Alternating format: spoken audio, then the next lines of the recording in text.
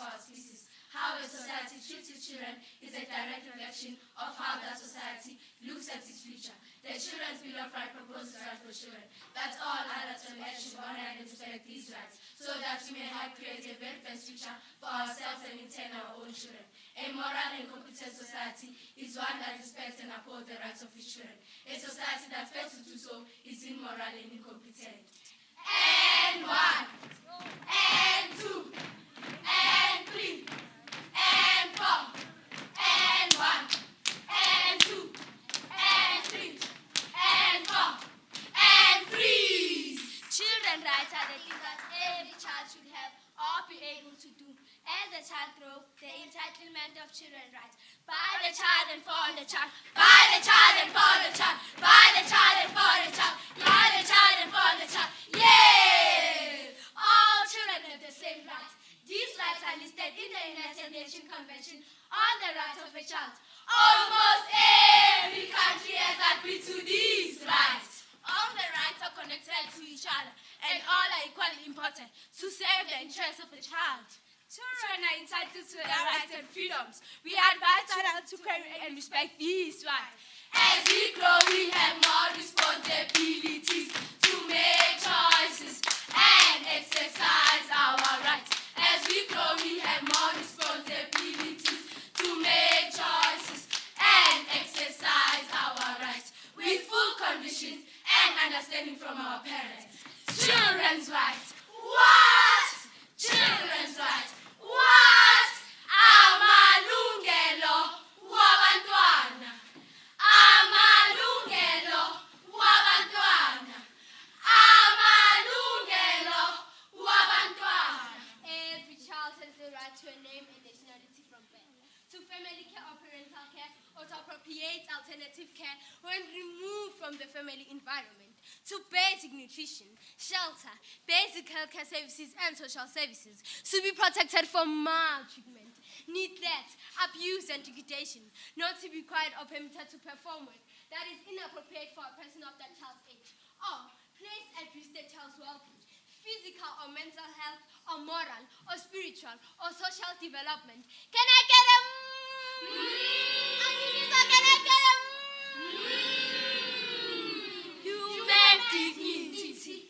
Everyone has inherent dignity, and the right to have that dignity respected and protected.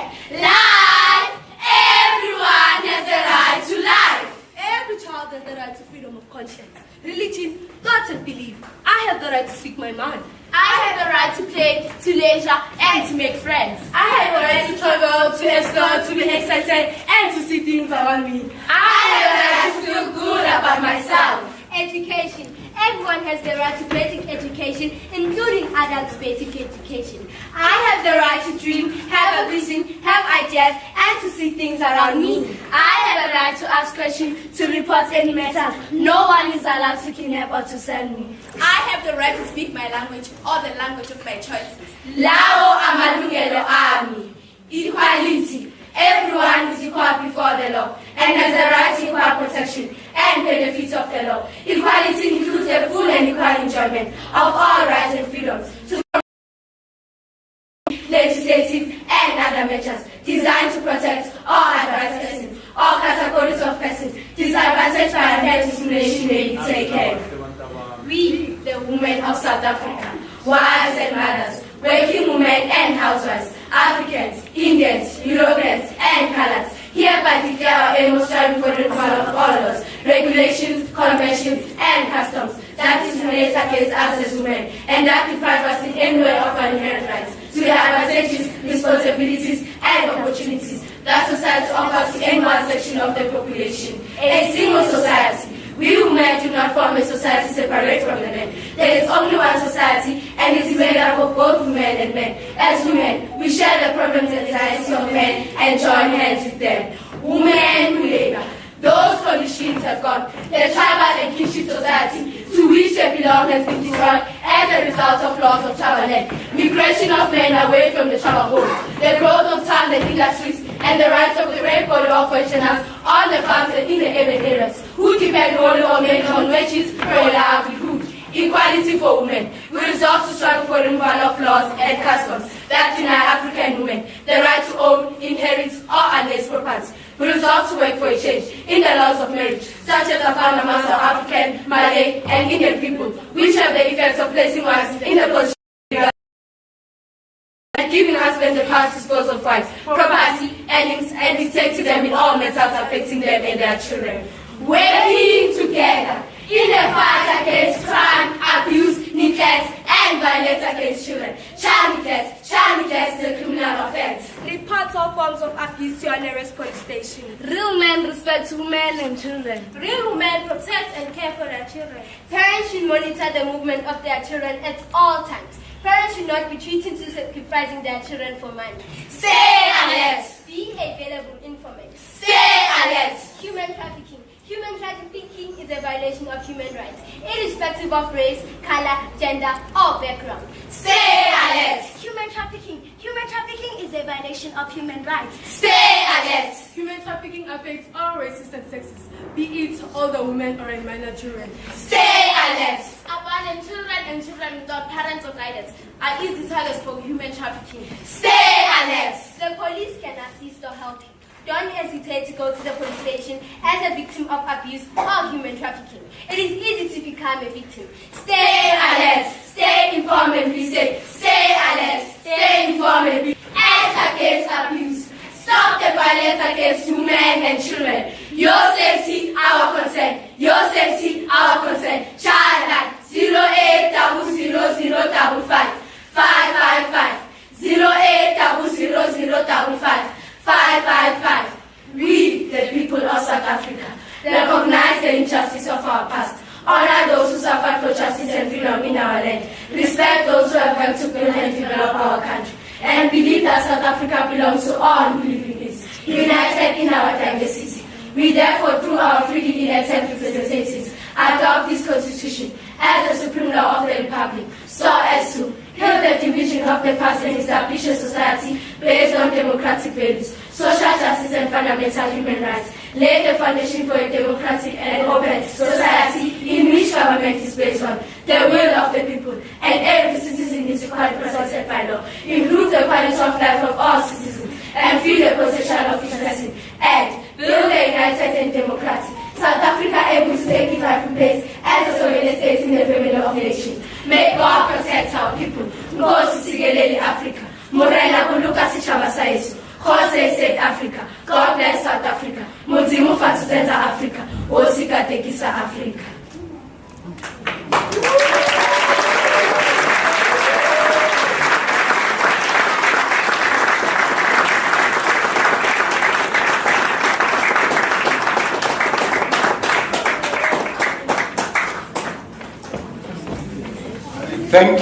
Thank you very much.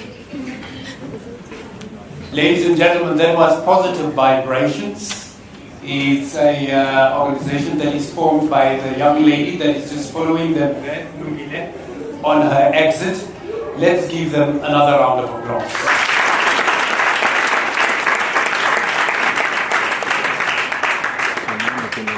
Now that is how the Amalungelo Reflections Dialogue of 2023 starts. I would wish that you give them another round of applause as if it's your human right to give an applause. Beautiful.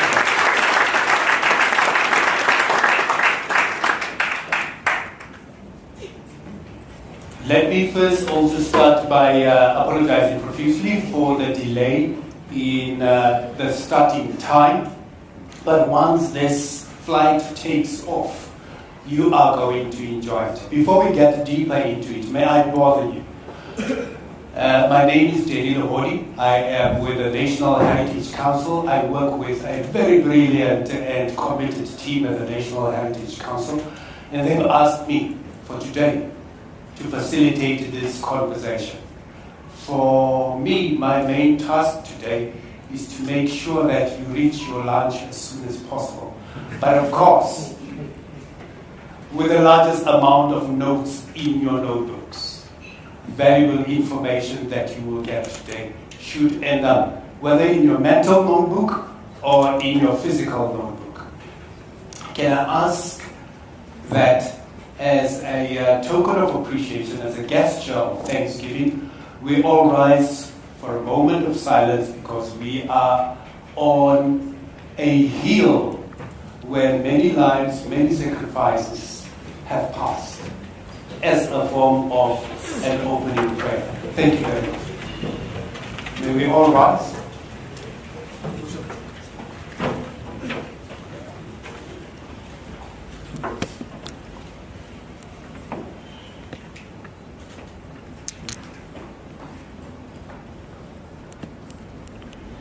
You may dedicate a silent prayer.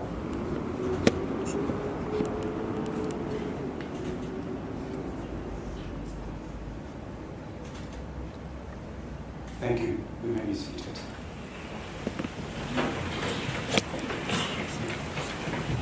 Positive vibrations already sort of gave us a glimpse of what to expect. Aren't they lovely? And the speakers that are going to follow are going to enrich and nourish our thoughts as well. I am going to call upon the first speaker to welcome us, just so that all of us can be relaxed and sit back and enjoy the presentations. It is the Chief Executive of the National Heritage Council, Dr. Lukware, a very active, energetic young man. I don't know whether he is getting younger with years, but definitely is getting more active with years. Let's give him a round of applause, ladies and gentlemen. Thank you very much, Daniel Khodi. I haven't been described in terms of youth in many decades, because as you can see, I have just had to put a lot of go black so that you do not see the true colors of the hair. Let me start by humbly acknowledging the presence of Ambassador Ma'am Tandiranku. We extremely appreciate that you have found time to bless us with your presence, and I also have to acknowledge your office that came with you here. We truly, truly, truly appreciate your presence. Let me also acknowledge the presence of the representatives of the UNISA Enterprises, led by Mr. Zibuse Kunene with his entourage. As you know, this Amalungelo Reflection Dialogue 2023, it's collaboration with UNISA, with the schools, and with the Constitutional Hill. Allow me also to acknowledge our chairperson, Mr. Edgane Rubarani, who is here himself. We extremely appreciate your presence. I know you have been earlier than me. I tried very hard to outrun you, but obviously my Toyota couldn't catch up with you. Let me also acknowledge the presence of Professor David Bilchitz, who will be one of the two speakers. Professor, we truly, truly, truly appreciate. We have, as you said, as you are aware, our main guests being the schools of W.F. Nkomo, Valmanstal, as well as Mamelodi High. So for this school to be engaged, we had to ensure that we get amongst the best speakers that they can have, so that they are challenged. We have as well Dr. Elvis Fokala, who will be the second speaker. So we blast you with the doctor, and while you are still here, the professor double blasts you as well. So kids, we truly appreciate your presence here. You are our main guests today, because this heritage that we are here about, as painful as it is, we have to leave it in your hands. But more importantly, we also thank the principal, the educators who made it possible that you are here with us. I cannot forget, of course, our own colleagues from the office, members of the public, those who are here from media. I think it's truly appreciated that you have made time to be with us here. We in the painful month that deals with the issues of our liberation, human rights, and it comes at the back of the not so nice events of the Sharpeville massacre. But from where we sit, we say these lives that were lost, these bodies that were maimed, have given away for our freedom, and part of this dialogue is to recognize those who have been here before us and the ultimate sacrifices that they have made. So I am looking forward to your well-considered inputs, views, and arguments. And as I said, from my part, we have brought people that you do not come across every day. You do not come across ambassadors, you do not come across professors, you do not come across heritage and human rights practitioners, you do not come across doctors, but today you are rubbing shoulders with these people, you'll be sharing experiences, and be yourself and hit them hard, because they are here expecting the best. Because it is when we feel that you are alive that we are assured that we are living all this history in good hands. At this moment, Program Director, let me thank you very, very much.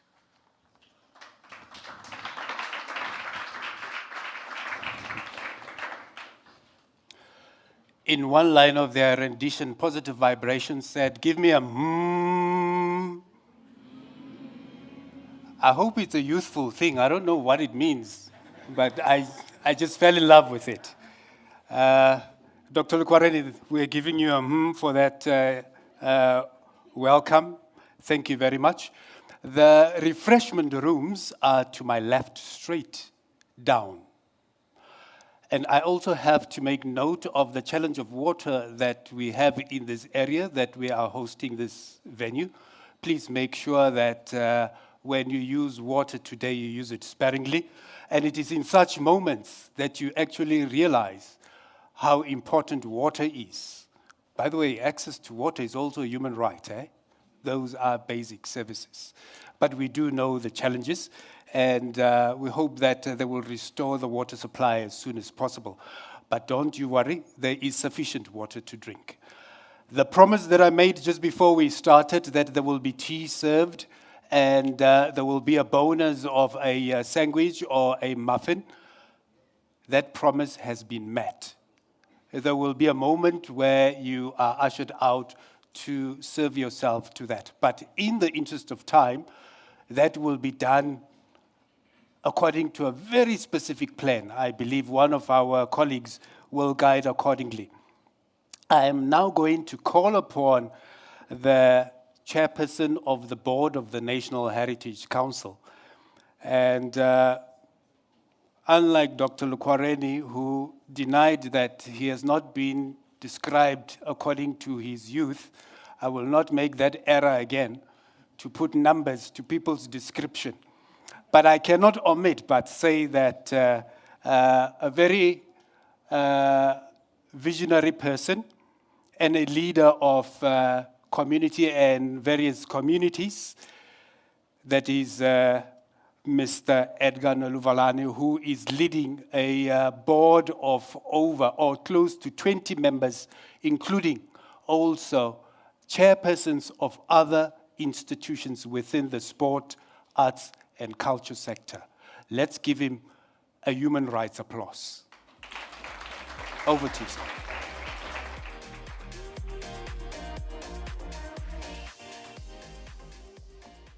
Thank you, Denny. Thank you so much.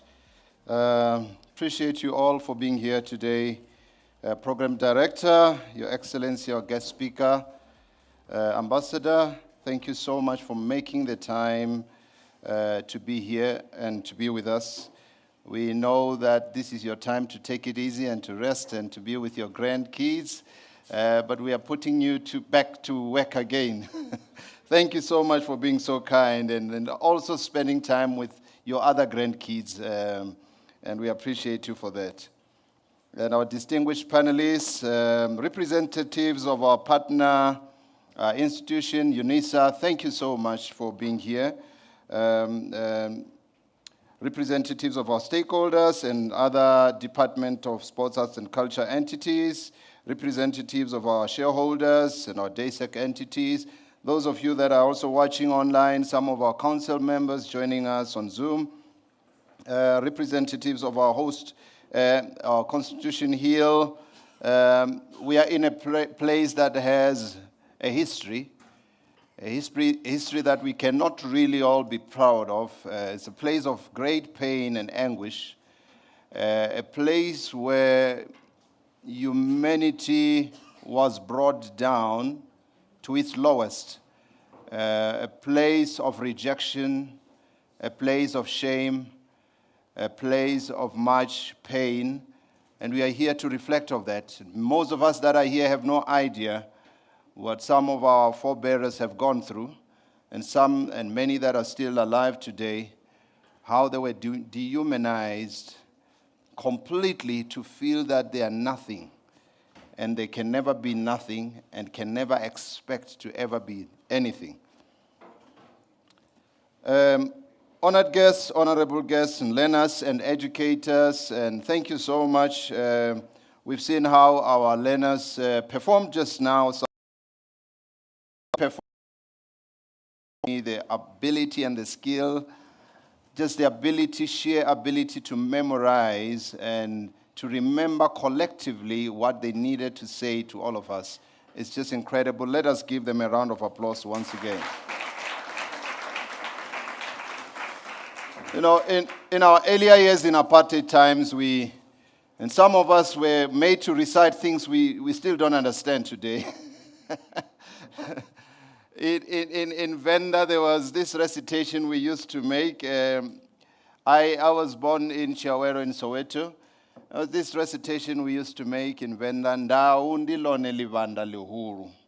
Ndaibona ndiyashava. That simply means a lion is the greatest animal. If I see it, I run. Run and then what? Will you outrun it? There's no answer to that. If you see it, you just run. There's no education in that. Amazing what Bantu education was all about. Fellow members of Council, CEO, and the NHC team, thank you for this sterling work. Ladies and gentlemen, thank you so much. Much appreciated.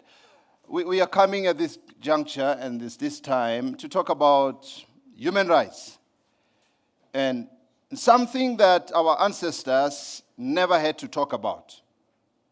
Something that was never in their vocabulary because it was not an issue at all. Not that everything was hunky-dory and perfect, but that there were structures and ways of dealing with each other and ways of making sure that we approach life in terms of the principle of Ubuntu. And so this was not a matter for discussion.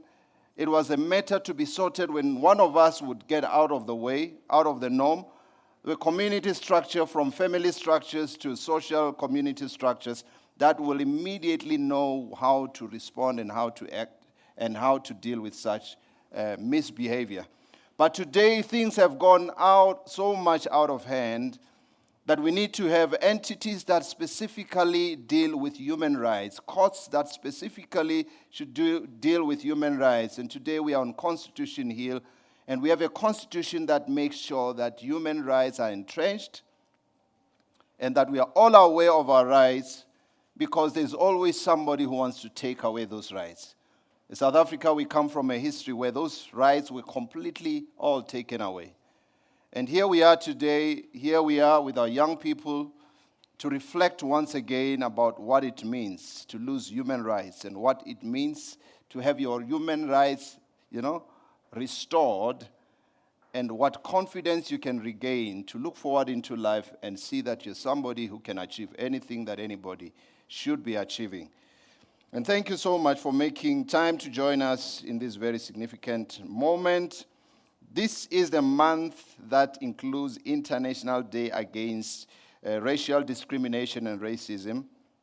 Sadly, it is a month where many communities in different regions of the world are suffering violations of human rights in the Middle East, in Syria, in the Ukraine, in Africa, in many African countries where these human rights have completely been destroyed and completely absent, where people and children and mothers are on the run because of wars that they don't understand how they came about and who's benefiting from them. And this is the world in which we live. Parts of India and everywhere in the world, these hard times call for us to come together and reflect for solidarity. And as we speak now, there are places where they are being bombed and they don't know where to hide anymore. Because whether it's a residential area, whether it's a church building, or whether it's a community center, wherever you hide, they have no heart to not bomb. And everyone is under that threat. Today's occasion is part of the NHCs. And how many of you young people know what the NHC stands for? Can I see a hand? NHC? NHC? Okay. Come on, guy. Who invited you here? Okay, I want to see a hand.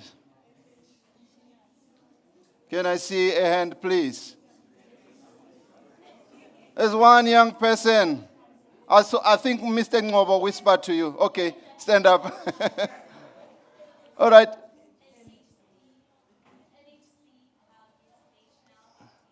Thank you so much. Let's give a hand to her. National Heritage Council. So the man sitting next to you there, on your right, must make sure that you get a gift from the NHC for your answer. Thank you so much. Let's allow everyone to come in and settle down.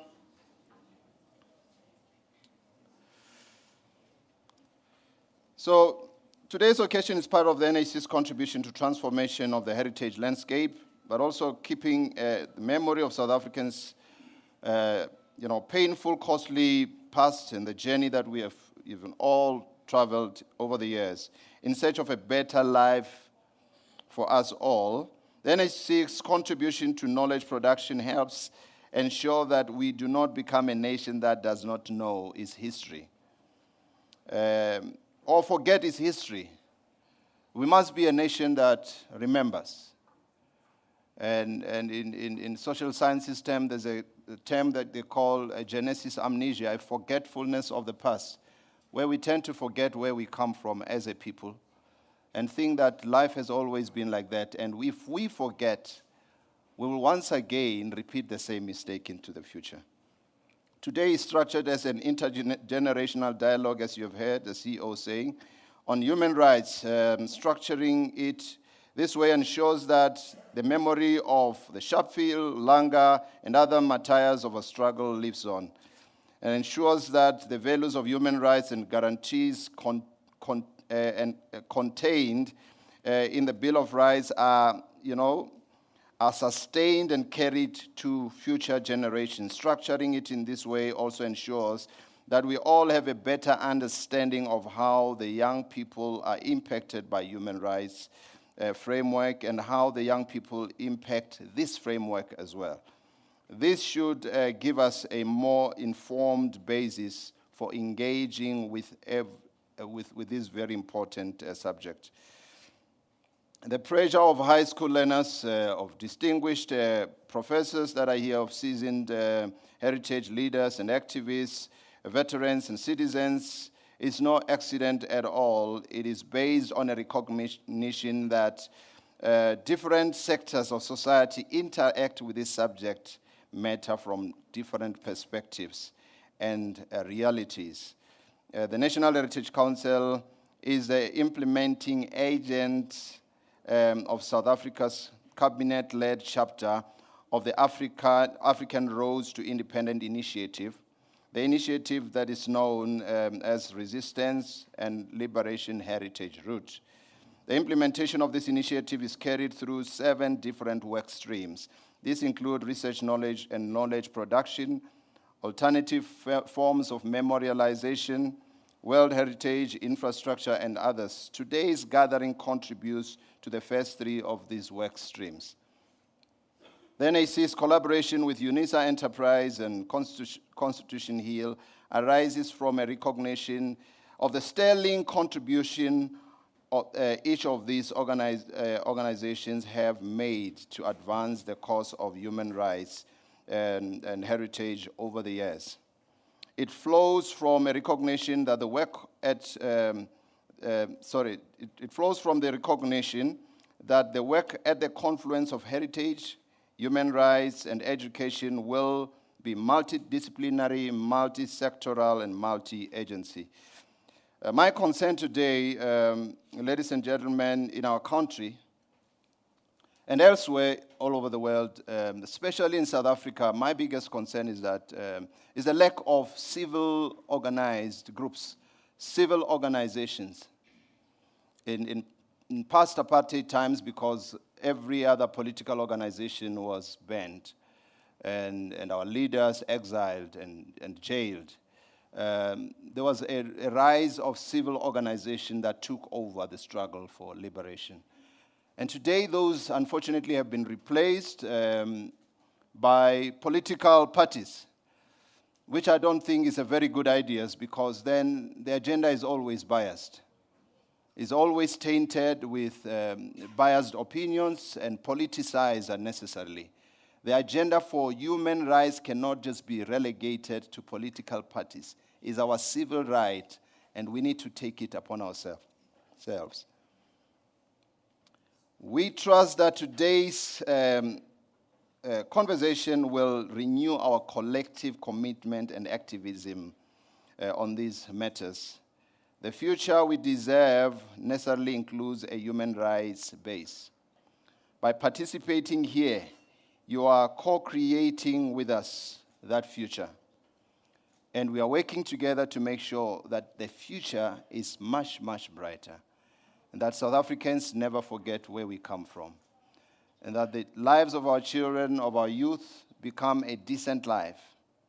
Because of so many years of apartheid, most of our confidence, the confidence of our youth in our township, in our villages and everywhere, has been hardly hit. The desire and the spirit and the aspiration, the dreams to be something great, to be leaders of tomorrow, to be entrepreneurs, is very compromised. And we need to resuscitate and reignite the desire to be great. And I believe as we reflect today, our youth, our young children, and will start to appreciate themselves and know that not even the sky is the limit, that all things are possible when you believe in yourself and believe what you can achieve and what you can do. And the future is bright. Thank you so much. I appreciate you.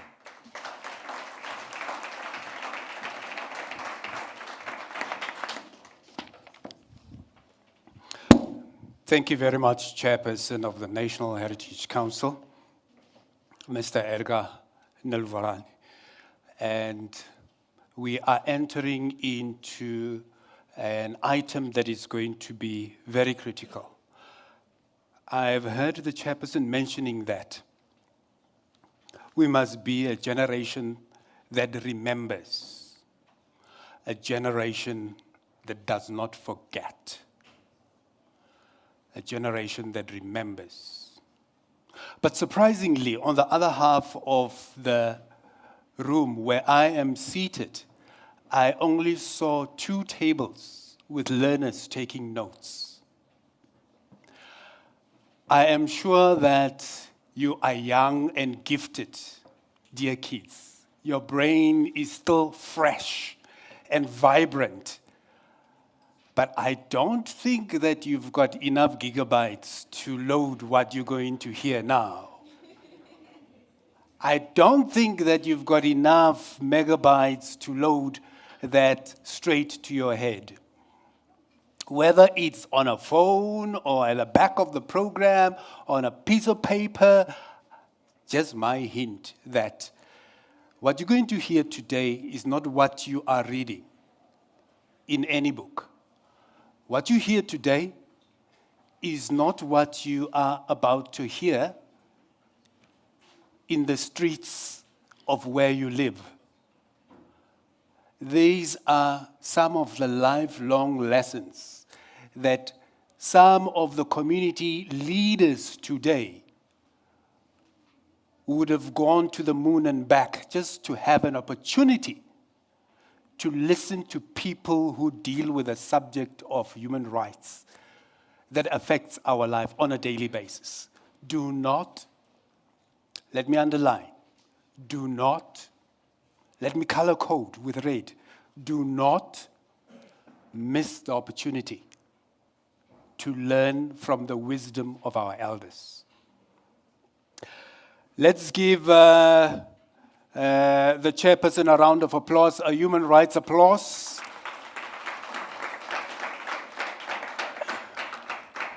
With that applause, we are also welcoming Ambassador Mamthandi Lujabe Rankwe, who is going to share with us her thoughts.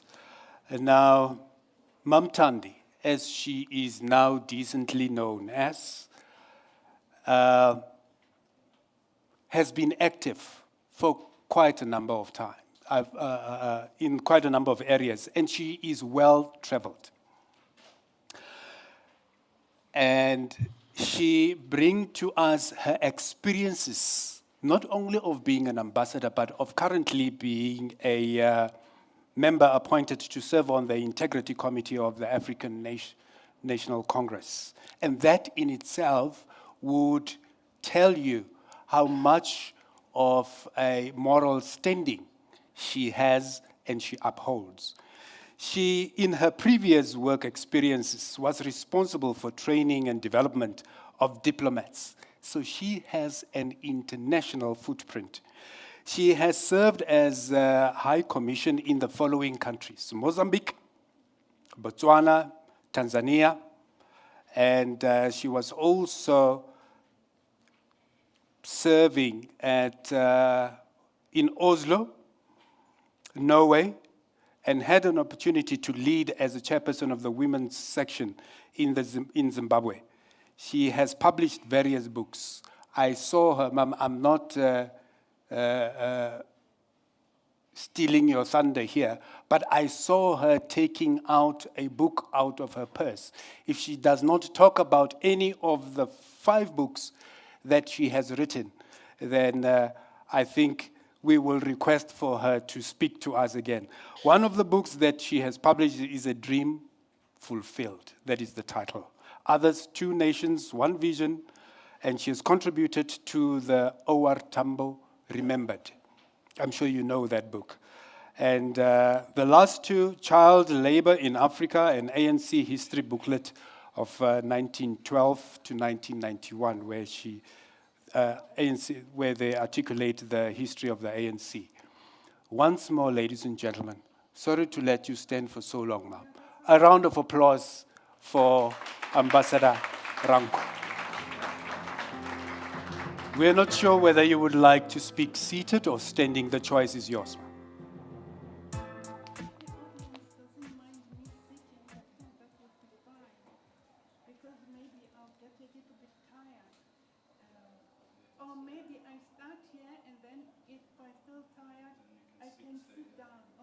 Okay. Yeah, let me start here first.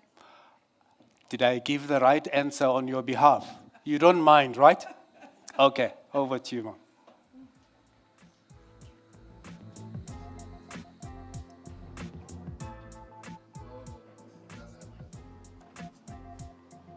Let me see. Thank you. Yeah,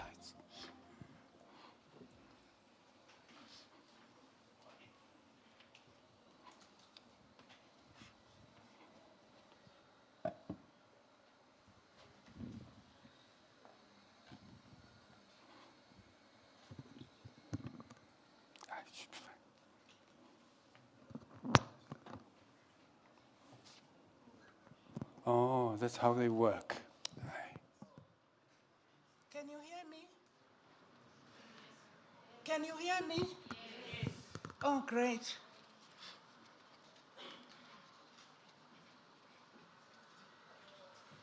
Chairperson of the National Heritage Council, Mr.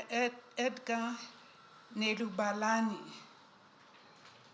distinguished guests, ladies and gentlemen, the beautiful children here, you have done well. We appreciate you. We love you. We hope that you will continue being who you are today. It's difficult times, so you have to speak to yourselves. You tell yourself, what is it that I need for myself? No one is going to do that for you. Do it yourself. This is the big welcome. A welcome, a blessing, and an invitation. We have arrived. We welcome your excitement, your clear inquiries, and your big question mark faces. We welcome your wide eyes and open hearts, right alongside your side eyes and cynicism. We are welcome here. Your culture is welcome. Your ethnic origin is welcome. Your race, your skin hue, accent, food preferences, and all of the complexities that make up your cultural identity are welcome here. The histories and experiences of your ancestors are honored and welcomed. We welcome you with all of the connections you bring in with you, to the children in your lives, your partners, siblings, parents, and animals in your lives, and other loved ones in your communities. You are welcome here. We welcome your spiritual practice, your religious affiliation, your spiritual walk. However you hold that aspect of your life, it is welcomed. I feel energized and honored to be speaking to you today on this important occasion of Human Rights Month in South Africa. Human Rights Day commemorations the Sharpeville massacre in 1960, which was a turning point in the struggle against apartheid and the fight for human rights in South Africa. This day marks a significant moment in our history, where we remember the brutal events that took place in Sharpeville on 21st March 1960. It was a day when innocent people were gunned down by the apartheid police for peacefully protesting against the pass laws. I'm sure you've heard about the pass laws. That was a bad time for Africans in this country of ours. This day commemorates the struggle against apartheid and the sacrifices made by those who fought for human rights of all South Africans. It reminds us of the importance of human rights, not only in South Africa, but also in the world at large. As we reflect on this dark period in our history, we also celebrate the progress we have made towards a more just and equal society. The Constitution of South Africa, which was adopted in 1996, guarantees every citizen the right to life, equality, human dignity, freedom, and security. Human rights are the cornerstone of any democratic society, and South Africa's constitution guarantees its citizens the right to dignity, equality, and freedom. However, we know that the struggle for human rights is an ongoing one, and there is still work to be done to ensure that all South Africans enjoy these rights fully. I left South Africa in early 1960. I spent time in exile and then returned home in 1991 to continue now as a diplomat, not as a freedom fighter, a diplomat of our beautiful country. I have lived my life in pursuit of positive change and human rights for all in South Africa. Before leaving, I experienced the impact of not being able to pursue my career in nursing due to my rights to a good education being taken away by the apartheid government. I experienced not having freedom of movement due to past laws restricting Black and brown people from moving around unless they carried a passbook. You will remember how some of our people were arrested in the streets, taken to jail, and some of them never seen home again. And I know this happened to my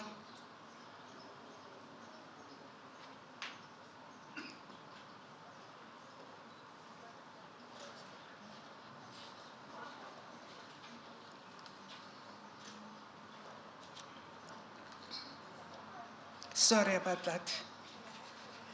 Yeah. But I guess when it happens to your own, then you know the feeling, even though you feel better for other people. But when it happens to your own, sorry about that. In exile, comrades were killed. Okay, sorry. In exile, comrades were killed in various neighboring countries by the South African Defence Force because of fighting for human rights. I was the survivor of a raid in Botswana in 1985 that impacted the rights of a sovereign country, Botswana, that was providing protection to South African refugees like myself. My history has been about the pursuit of freedom and human rights for all. Human rights are universal, inherent, and inalienable. They belong to every individual, regardless of race, gender, religion, or any other characteristic. Human rights include the right to life, liberty, and security of person, the right to freedom of expression, assembly and association, the right to education, health, and work, and the right to participate in government and public affairs. We have reached a stage where we are now that we don't accept any discrimination. It means that then we as Africans, and this is our country, we have to be strong, and we have to talk to our children as well. They have to understand that they are here now and they are free. They have to get good education and whatever, Don't think that oh, it's still those days. It's not. It is your time. So do it. Don't let other people just say, oh no, there's no black any longer. This is our country, we belong here. This is our country. And please do it, and do it now. Don't wait for tomorrow.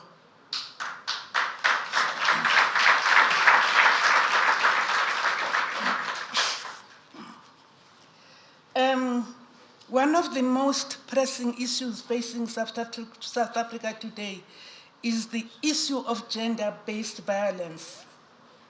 Women and girls continue to be the victims of violence and abuse. And this is a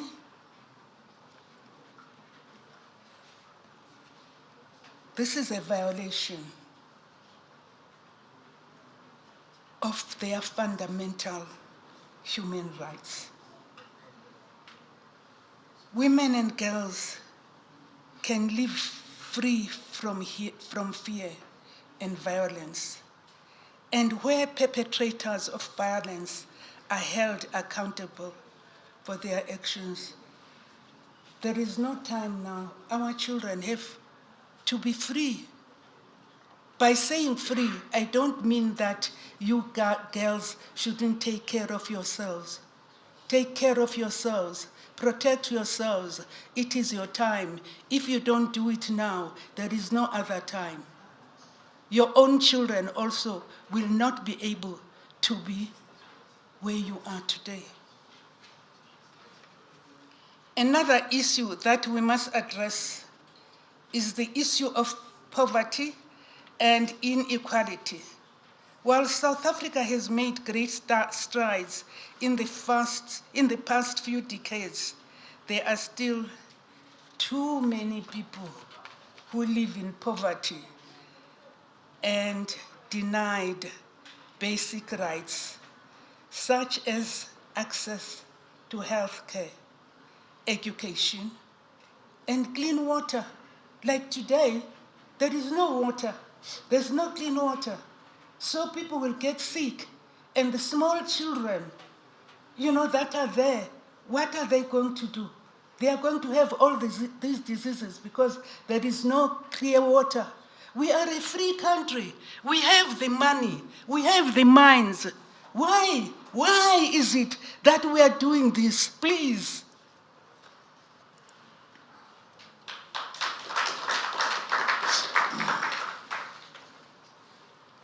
The government, civil society, and the private sector must work together to promote and protect human rights. The government has a responsibility to enforce laws and policies that promote human rights, including those that protect marginalized groups. Civil society has a role to play in advocating for human rights, raising awareness about violations, and holding those in power accountable. Yes, those in power accountable. The private sector can promote human rights through responsible business practices that respect labor rights, environmental rights, and human dignity. But human rights are not just the responsibility of institutions and organizations. Each of us has a role to play in promoting human rights in our daily lives. We start by treating others with respect and dignity. These days, very often, you find that there is no respect. When we were young, I remember at my home, when visitors came to the house and our parents were not there, we had to quickly make tea. And there was always umbago, what is it? Bread from the baking pot. And then you must give people a slice of bread and tea. And if you didn't do that, you would be beaten. It's true, but today I can't beat you, baby. You'll take me to the police. Isn't it? Yes. But what the parents are trying to do for you is to build you up the right way. That's all they are trying to do. Because one day you are going to leave that home and be there somewhere, whatever you'll be doing. I'm not saying that you will be doing something bad, but you will be a strong somebody because of that home, because of what your mother and your father taught you. Why did I have to say that? I would like to encourage you as young people to listen to each other, to open to learning and growing, because you are the leaders of tomorrow. For sure, you would like to be leaders of tomorrow. Yeah. We need you to lead this country to be even greater than it is today. Diverse and inclusive groups are more powerful than homogeneous ones. Let us embrace each other. Let's live the spirit of Ubuntu and lead with humanity and care. When we listen and celebrate what is both common and different, we become a wiser, more inclusive, and better organization. As I end this, I want you to take a good look at the people sitting around you. Give them a smile or a nod or something that shows that you encourage them. I can see you giving a smile, but I think you're a naughty one.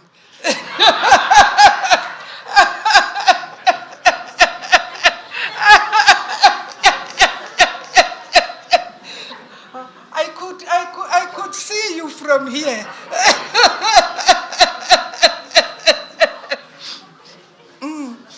Yeah, I've been watching you.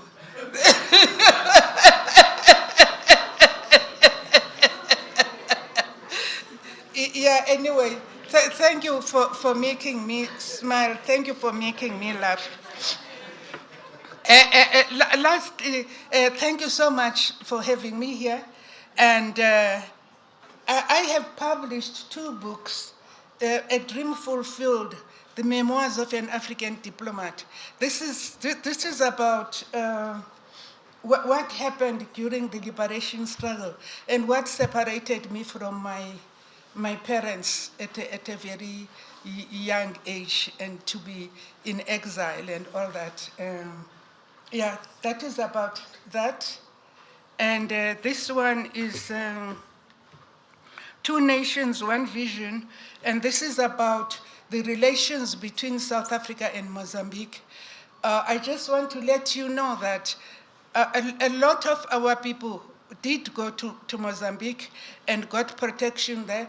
And in Mozambique, we also have our own graveyard, and it's a very big one. And it's kept, it's very nice. It's sort of up there in the hill. And when you go there, you will find all the graves of our people who passed away. The thing is, we didn't just leave them like that. I was in Mozambique as ambassador for 4 years. And then during the time I was there, I was able to invite the parents of those who died in Mozambique to come. If the parents were still no more, but relatives, you know. So we try and keep that place. Well, I used to do this every year. I don't know now, I'm no more there. But I just hope that we could keep and not forget. We shouldn't forget these people, because they didn't just die for nothing. It is because they were fighting for our own freedom. So let's not forget. Yeah. Okay.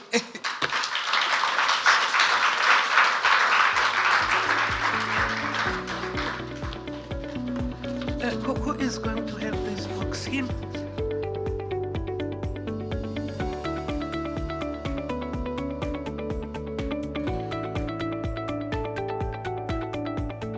Library, thank you so much. Thank you. Can we?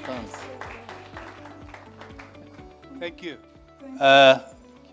Can we have that handover ceremony of the books with Mam Thandi and the chair here? Thank you very much. You read my mind. You read my mind. Can we go to the center, Mam, please, so that we don't have you rising again?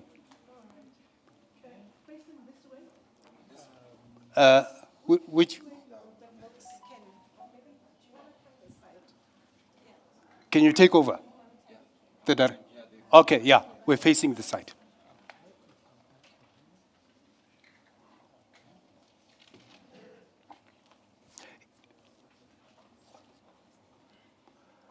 If Mam Thandi could write 2 books, or publish, she's written more.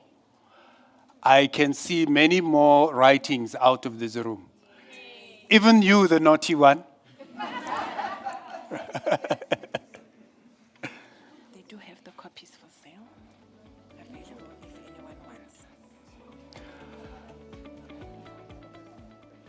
Anyone who requires a copy of one of the books, please approach. They are for sale. We've got copies available for sale, right?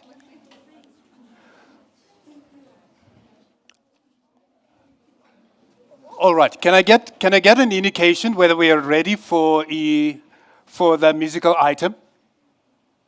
All right. They can pass through whilst I'm making comments, so that we don't we save time as much as possible. Mam Thandi said that you need not wait for tomorrow. You need to be leaders of tomorrow. Who of the young people among here or in here see themselves as part of the leaders of tomorrow? Let's see hands.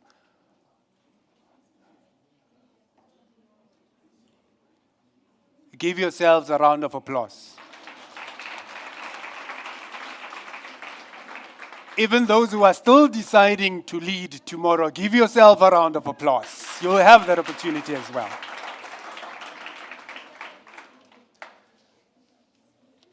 We are going to have a musical item, and I'm not going to introduce the artists.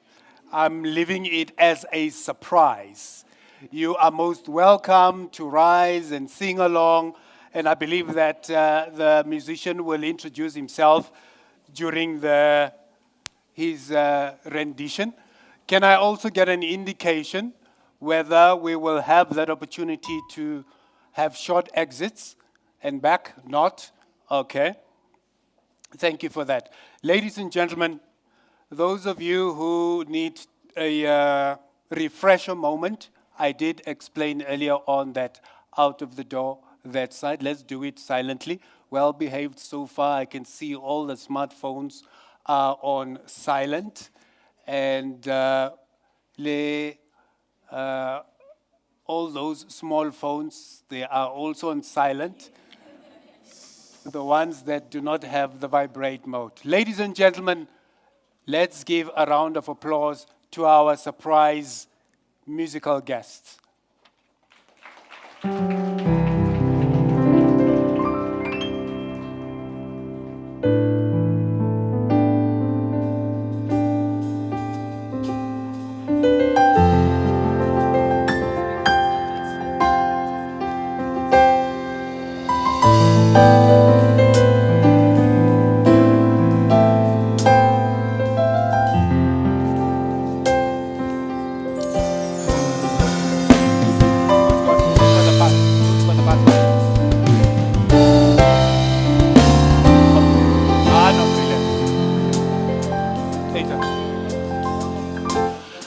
Didn't know what I had, oh, until I lost it. But I'm so damn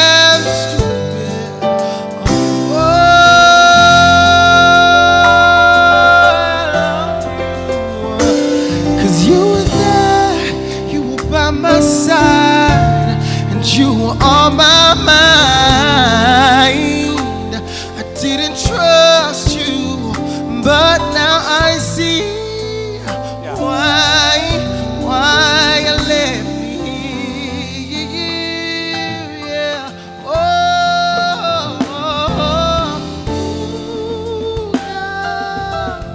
Baby, if love,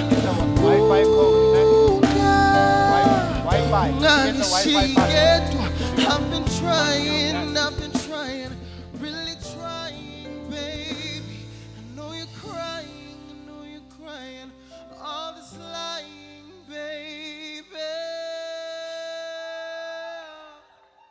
Sanbona, my name is Langa Mavuso, and I hope that you have a good time.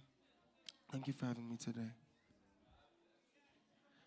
Tatin Tlizio Niko Munye Gobang Sagwazi Uguipa Tagahle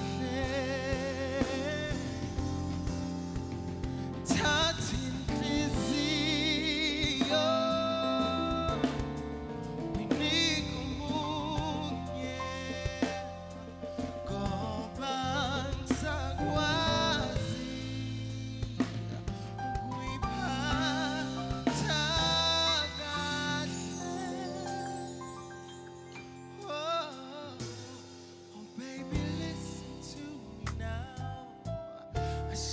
treated you so much better. Oh, but I'm so damn stupid. Oh, I love you.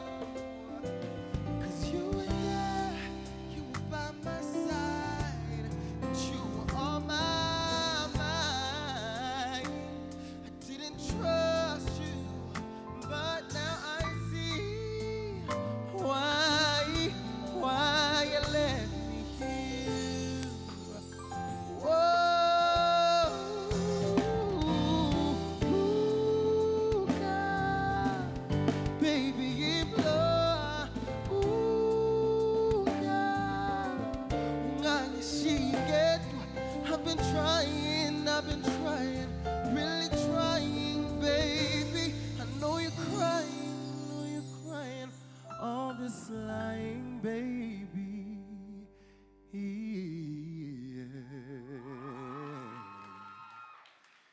Nonutate,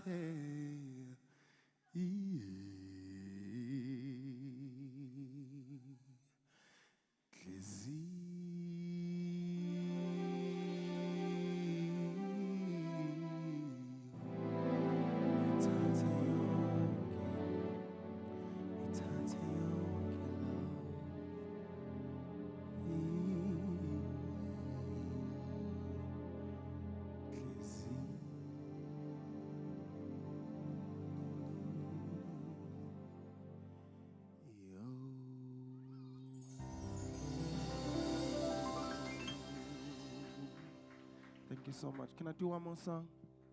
Just one more? Is that cool?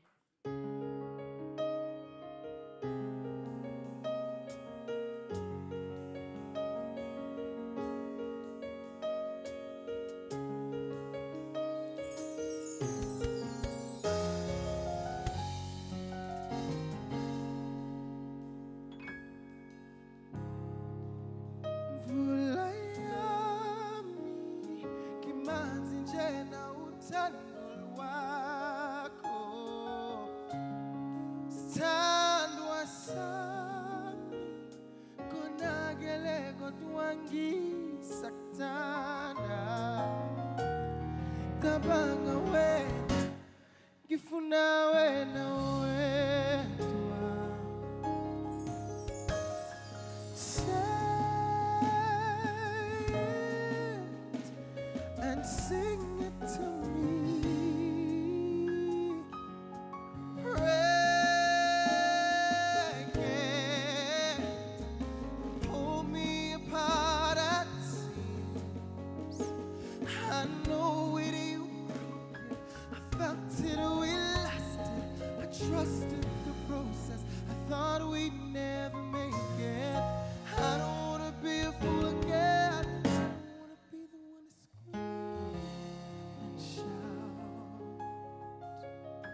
but let the rain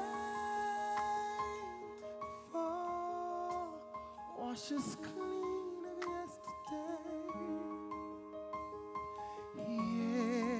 Yehla tandolwami, oh let the rain fall, wash us clean of yesterday. Yehla, yehla tandolwami, yehla tandolwami, no, no, no, no, no love, no, no, no, no love.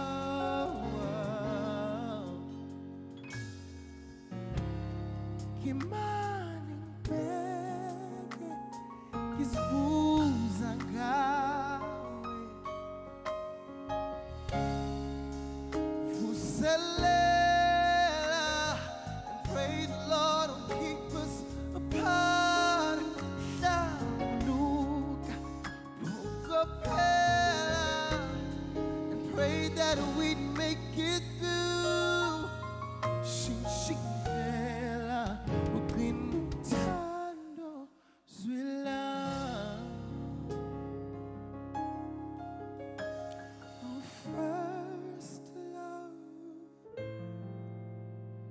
Oh, first love. Yehla tandolwami, yehla moya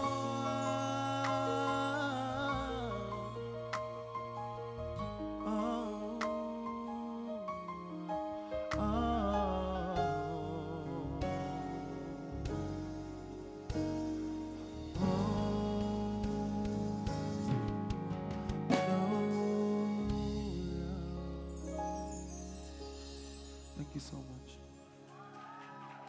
Oh, yeah.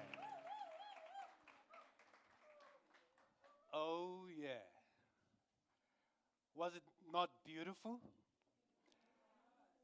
He reminds me of my good old days, you know, when I used to sing in the shower. And my mom always said, would you just keep quiet? Stick at what you're good at. Langa Mavuso, let's give him another round of applause, ladies and gentlemen. That was a very beautiful rendition. And his band team. Thank you very much, gentlemen. And on that musical note, the boat sails right along.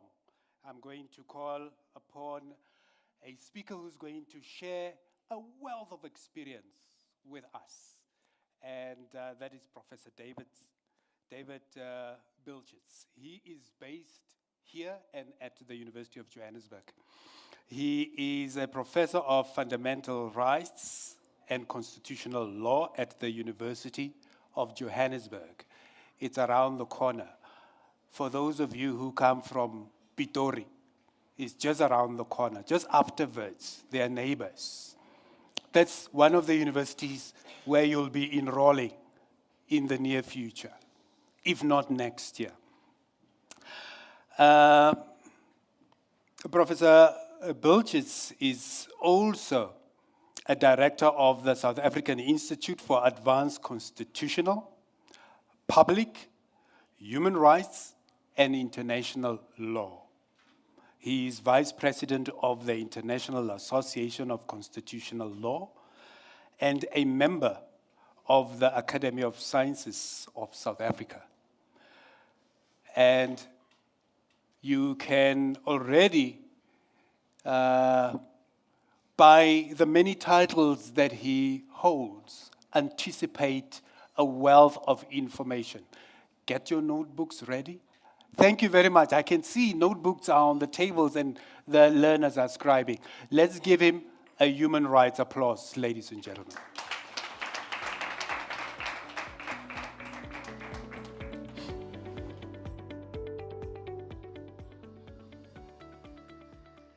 Thank you very much. Greetings, everyone. Dumelang, Sanibonani.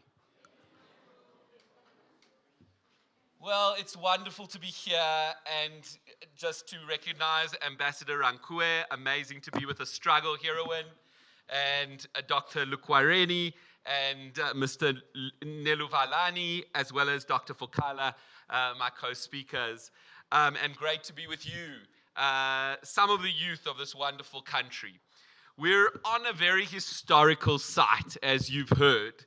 And because of that, I want to start with a little bit of history, right? And we know that African peoples were on this part of the world for a very long time. And when the Dutch colonizers arrived, no one wanted to work for them. So what did they do? They bought people known as slaves from other places, like Malaysia and Angola. And one of the first slaves in South Africa was called Abraham van Batavia in 1653. Can you imagine? People would go simply to work in the fields, they would go about their lives, and someone would come and trap them. And they would put them on a boat and take them far away to a place they don't know. People were shackled, they were beaten, they were whipped for no reason. They were kept in terrible, unhygienic conditions and given terrible food to eat. When they arrived, they weren't treated as people. They were treated as simply goods to be sold in a market for a price. Now, treating someone as a slave demonstrates what it means to treat someone as if they lack any value. That like they are just simply things to which anything can be done. It's like deciding what you want to do with something you bought in the shops. And after the Second World War and the terrible killing of Jewish people, Roma people, and gay people by the Nazis, the countries around the world decided to reject that terrible history forever. And they decided to form the new international world on the basis of the United Nations, on the basis of respect for every individual's value. And the idea that every individual has a worth in and of themselves which cannot ever be taken away is captured by the idea that we say everyone has a dignity. If you have a dignity, you cannot be treated simply as a slave. You cannot be treated simply as an instrument for anyone else's uses. Now, after slavery was abolished in South Africa in 1834, many of the ideas continued. No longer could you say people were simply things to be bought and sold, but some people thought that they could say they were superior to other people. And that prejudice led to the attempt by white people to keep black people uneducated, poor, and as laborers on the mines of South Africa. It led to laws that prohibited marriages between black and white people, forcing people to live in separate areas, and not even being allowed to go to the same parks or sit on the same benches. Also, those laws denied black people the right to vote and to have a say in how South Africa was governed. And it trenched inequality in the very heart of this country. And as you've heard, we commemorate on Human Rights Day the Sharpeville massacre, where unarmed protesters got together and they said, we will not be forced to take a pass to move around in our own country. It is our own country. And the police shot 69 people, killing 69 people, and wounded 180 people. We remember them and the many others who died in the struggle for freedom in this country. And so there was resistance, and the African National Congress led a long struggle against this regime, which ultimately, as we know, was successful. Nelson Mandela was imprisoned for 27 years, and he was imprisoned for a period on this site, Some of you may have seen this morning the cell where Nelson Mandela was imprisoned for a period. And together with the end of the Cold War and the resistance in South Africa, there was a negotiation that took place. And in 1993, South Africa adopted an interim constitution for holding its first democratic elections in 1994. And after the first elections, a constitutional assembly was formed, and we passed the final constitution in 1996. And at the center of the Constitution is the Bill of Rights. The Bill of Rights is a direct response to the indignities and injustices that occurred in the past of South Africa. Now, to understand what I mean by that, let's go through some of the rights which you heard a little bit about.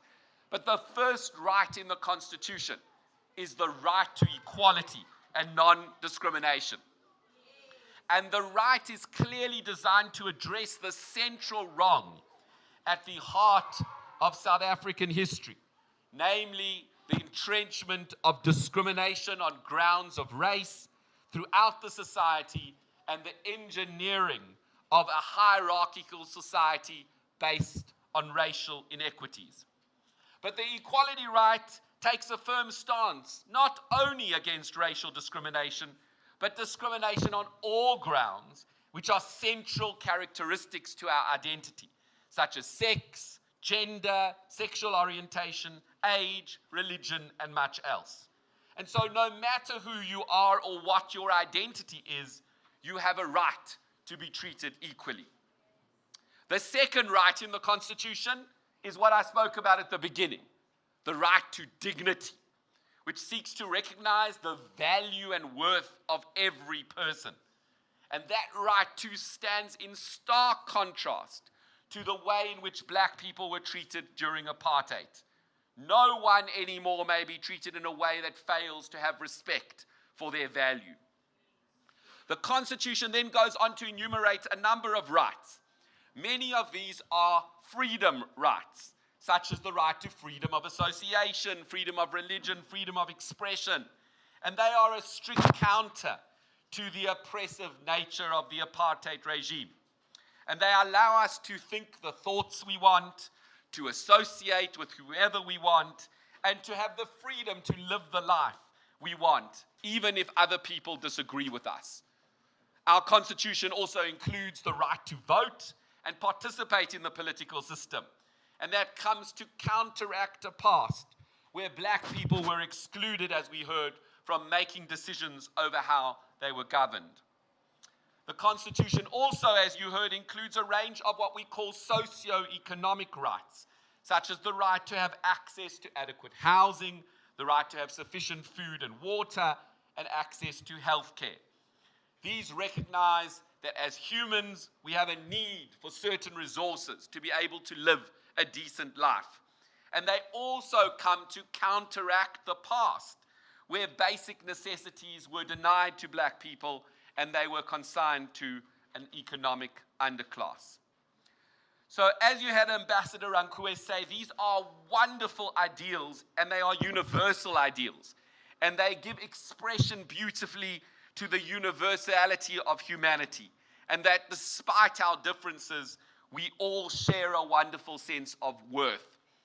But they are also, as I've tried to say, show you a statement by the South African community at the very heart of our society of what I call never again. Never again will we be a state in which some people will be treated in an inferior way to other people simply on the basis of their race. Never again will that occur simply on the basis of sex or any other irrelevant characteristic that they possess. And never again will people be denied basic freedoms or necessities. For these ideals to become a reality, however, we need to work together in society to make sure that that happens. Now, I've told you about the rights, but as a professor of human rights, I know that there are lots of questions that arise about fundamental rights, and we'll maybe discuss some of them in some of the question time. One of them is, who is entitled to the rights? I told you all human beings. Some people in South Africa seem to think it's only South Africans who are entitled to the rights. That's not right. We've had a terrible form of discrimination emerge in South Africa, xenophobia, coming up against people, particularly from other African countries. That is against our constitution. And that must not be accepted at all in our society, that anyone, because of their national origin, is rejected or treated or denied a livelihood. We have interesting questions. What about the other creatures who share the country with us, who are not human? Do they perhaps have rights? Think about that as well. An interesting question that's arising today. And even in our beginning of our constitution, our president, Thabo Mbeki, at the time made a very interesting statement about how we share the land of South Africa with other creatures. And so we have duties to them as well. There's an important question about who has the duties flowing from rights. If I have a right, then someone else has a duty to ensure my right is respected. And every right imposes a duty on the state. It can't stop you from saying what you want. But what about other bodies? Can someone else here tell you to keep quiet or muzzle you, or a company tell you you're not allowed to say certain things? So our constitution actually tells us that everyone has duties in our society, including companies and private individuals. And there are two types of duties that we have. We have what we call negative duties, and those are duties not to harm anyone in the possession of a right. So let's take the right to freedom and security of the person. The right tells us that you are not allowed to harm someone's body in any way. Okay? We may not violate them, and the state may not, for instance, torture or beat someone, as occurred in the past. And we also have what we call positive duties. Those duties are steps the state must actively take to fulfill a right. So the state can't just say, I'm not harming you. It actually has to take steps to fulfill our rights. And so if someone lacks food and she's starving, the state may actually have to provide one with food or with the money to acquire that food. So we have two types of duties: not to harm, and also actively to provide things for people to realize their rights. A third important question around rights is, well, are they absolute? Can one do anything because of rights? Let us imagine Bongani, and he's taken a strong dislike to Fatima because she is a Muslim. And Bongani says, I'm going to kick and punch Fatima, right? He says, I have a human right to kick and punch Fatima. Is Bongani correct? No, Bongani's wrong, because his right to liberty doesn't entitle him to harm anyone else or to affect their own liberty. The rights of individuals are limited by the fact that other people have rights, and all deserve to have their rights equally respected. And Bongani, therefore, has a range of duties, and we call this the harm principle. Mine rights run out when I cause harm to others. Okay? Would Bongani have a right to insult Fatima because of her religion? No, that also wouldn't be acceptable. And the state can prohibit, okay, Bongani from making insulting and hateful comments. Can Bongani say to Fatima, I disagree with your religious beliefs because of these reasons? Yes, Bongani can do that, even if Fatima doesn't like that, because that's what freedom of expression allows us to do, right? We can't insult someone, but we can have debates and we can disagree with people about what they think, okay? So there's some restrictions that are allowed and some restrictions that you cannot restrict rights about. What do these rights mean for you as the youth? Well, we know you've heard the wonderful presentation of the children's rights in section 28, and ultimately your best interests are the most important in decisions relating to you. You have the right to education, which enables you to develop and grow your potential and allows you to claim a decent quality of education and access to decent facilities. And I wanted to briefly take you through two interesting cases decided by this constitutional court on this site relating to schools and education. One of them relates to what was called Christian Education South Africa. And the South African Schools Act, you all said, right, you're no longer allowed to, when I grew up, if you did something wrong, you could go to the principal and you could be hit with a stick. Okay, they used to call it caning. Okay, and the South African Schools Act in 1996 said, no longer, schools are no longer allowed to hit learners. But there was an independent association of Christian schools who said that we believe in the Bible, that the Bible requires us to discipline children with sometimes hitting them. Okay? Because it says in one part of the Bible, spare the rod and spoil the child. Okay? And so they claimed it was central to our religion to be able to discipline children in the way in which we want. So you had a difficult case. On the one hand, you have the freedom of religion of this group, and on the other hand, you have the state saying you can't hit children in schools because we want to protect the rights of the children.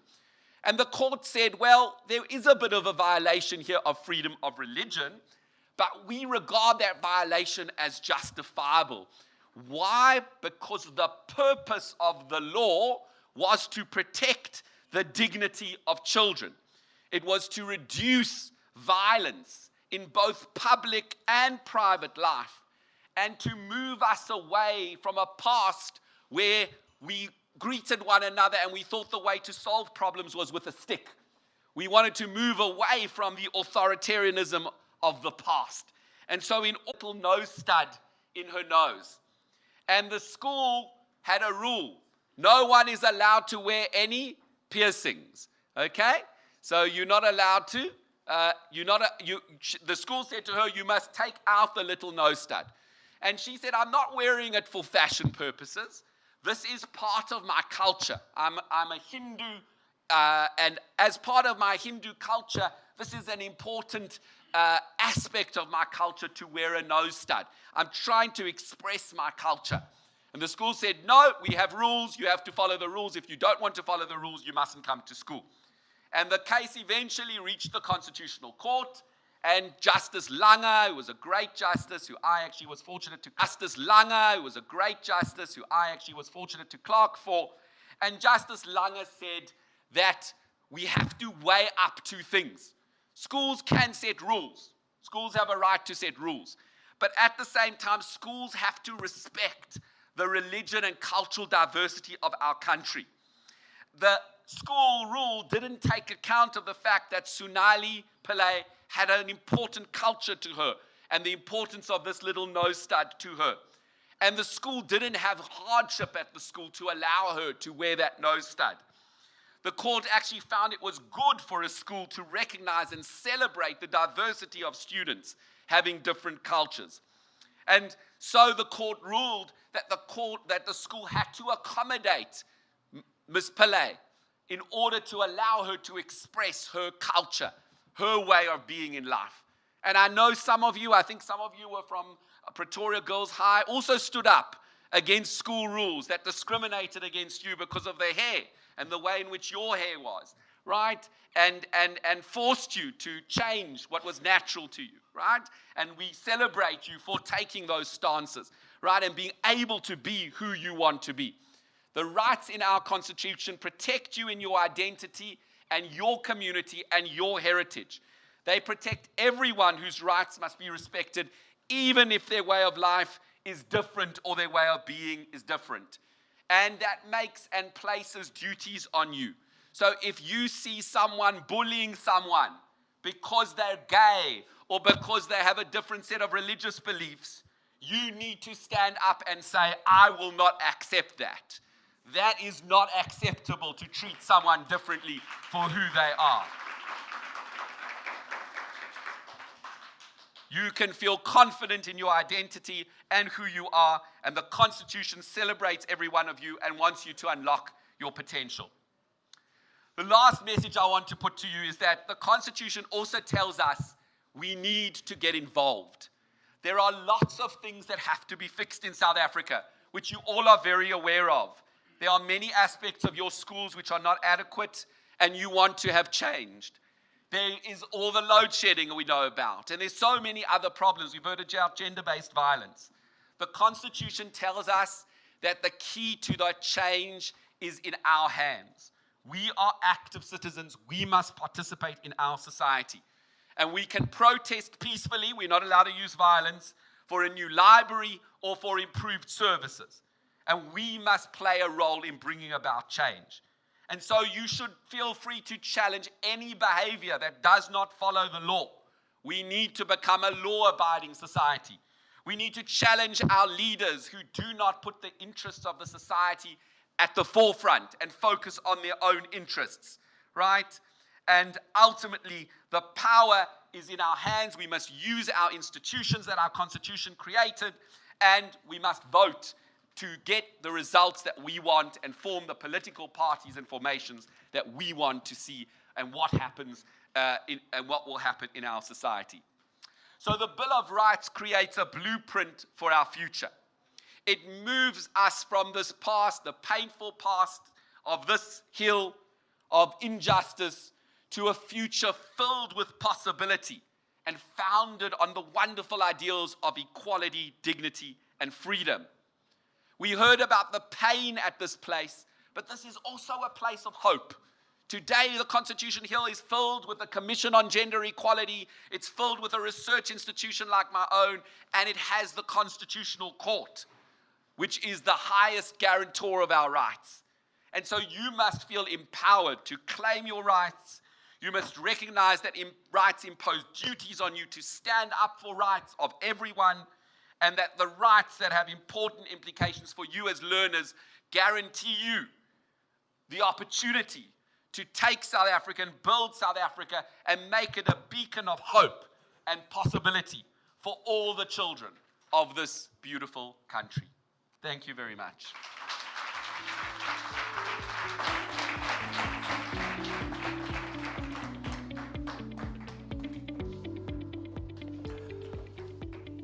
Thank you very much, Prof, for indulging us with that subject. And I hope that you have picked up some important points there. One of the important points, learners, that I want to test with you. Do you want corporal punishment to come back in your schools? I hear a yes this side, sorry. So it means that human rights did serve you well. I've got a few announcements to make. Ne? You are most welcome to participate in the questions and comments section that is going to come up. I hope that you have jotted down questions, things that you understand, things that you may not understand along the presentations. You'll have an opportunity to ask questions or just make a comment. Maybe you've got your own view as a young person.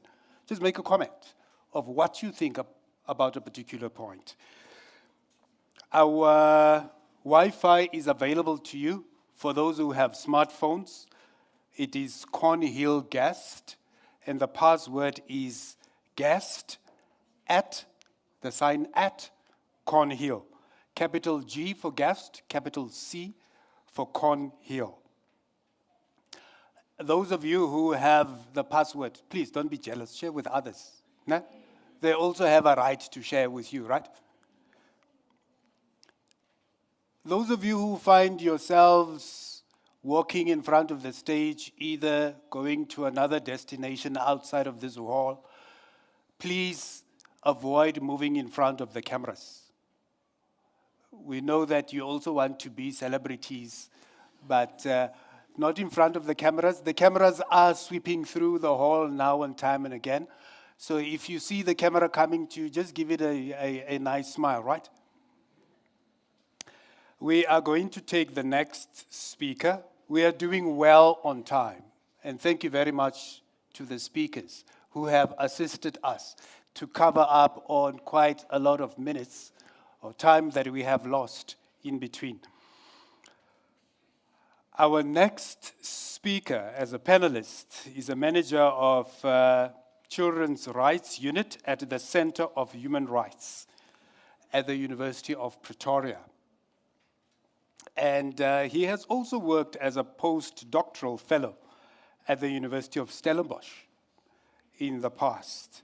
He has also taught at the Institute for Human Rights at the Abo Academy University in Finland.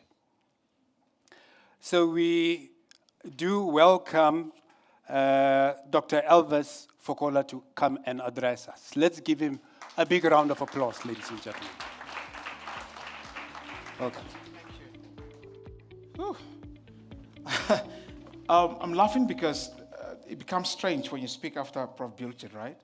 Now, he's been a long time mentor, a friend to me, and I think that because he observed protocol already, I will also say protocol observed due to time. I have 3 questions for you, and I want you to answer me with sincerity. The third question was provoked by you. My question is to all the high school learners, if anyone has the bravery to answer this question. Why don't you want corporal punishment back in schools? Sorry? Yes. Can you, where's the roving microphone? Thank you.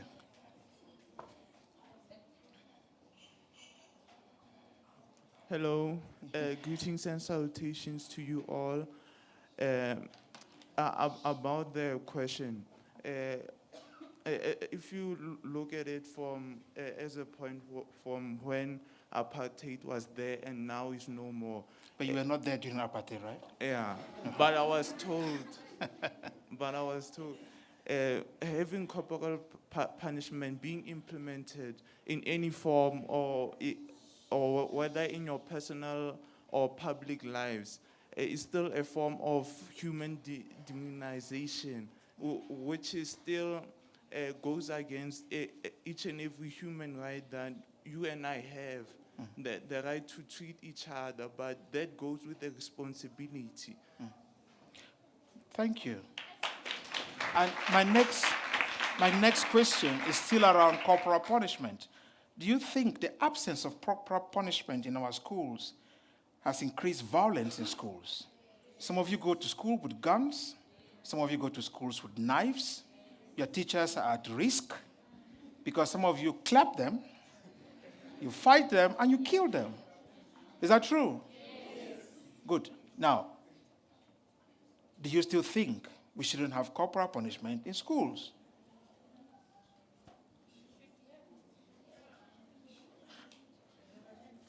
Now, I get it, that's a difficult question. The point I'm making is this, that there's a hand up. Yes.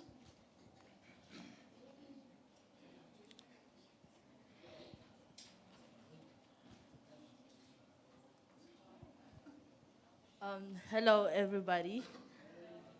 I think that corporal punishment should be still there at schools. Sorry? Because Yeah. I think corporal punishment is needed. Because some kids nowadays, they take advantage of this, there's no more corporal punishment. Because they can come to school and not do the teacher's work. And then the teachers can ask, why aren't you doing it? And then they're gonna come disrespectfully and start shouting at the teachers. Sometimes they fight with the teachers. So I think corporal punishment should be allowed. Sadly for you, it has been banned in schools and even amongst all children or children that you have. The reason why I ask this question is because it leads me to my next conversation. I'm coming to you now. I'll come to you. It leads me to my conversation this morning is that most of us are born, as you heard Umama said, we're born free, we're happy where we are, but we don't know the struggle that has been put in place for us to be where we are. Most of us underappreciate the fact that we are in South Africa, a country that has a range of rights, as Prof. Richard spoke earlier. Most of us take opportunity of these issues and then perform very badly because we have all these freedoms. The 3 points that I want to speak on, and which I will actually ask you to listen very carefully, because my assignment here is to speak about how you are going to shape or carry along some of the good values that we have as human beings in this country and beyond, and take it to the next generation. So what comes very important to me is the first thing under the right to education, which speaks of the preservation of strengthening the positive African values. It still links the same with corporal punishment in a way. Most of you know of Ubuntu. Most of you know of what Ubuntu signifies. And I'm trying to tie that down to what Prof. Bilch was trying to explain. It's about respecting each other. The taking away of corporal punishment in school does not give you the right to attack your teachers. It doesn't give you the right, to attack your colleagues in school. But you have a responsibility either to protect them or to stop it and not to let it happen. Every day in our schools to register negative outcomes with corporal or school violence. I'm saying this because I sit in a job that I get phone calls on these issues from Limpopo, from the Eastern Cape, from here in Johannesburg, and to many other schools. And some of you are right here in this hall. I don't know anyone, but I'm just saying that. So, you're right here in this hall. When you leave this place, please, you must ensure that when you go to school, you have one thing to achieve, and that is to study.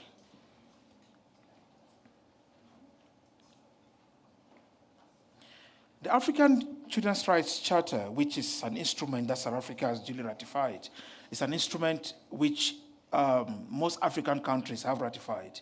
And we look at what the rights in it says, which is the same like Article 28 or Section 28 of our Constitution.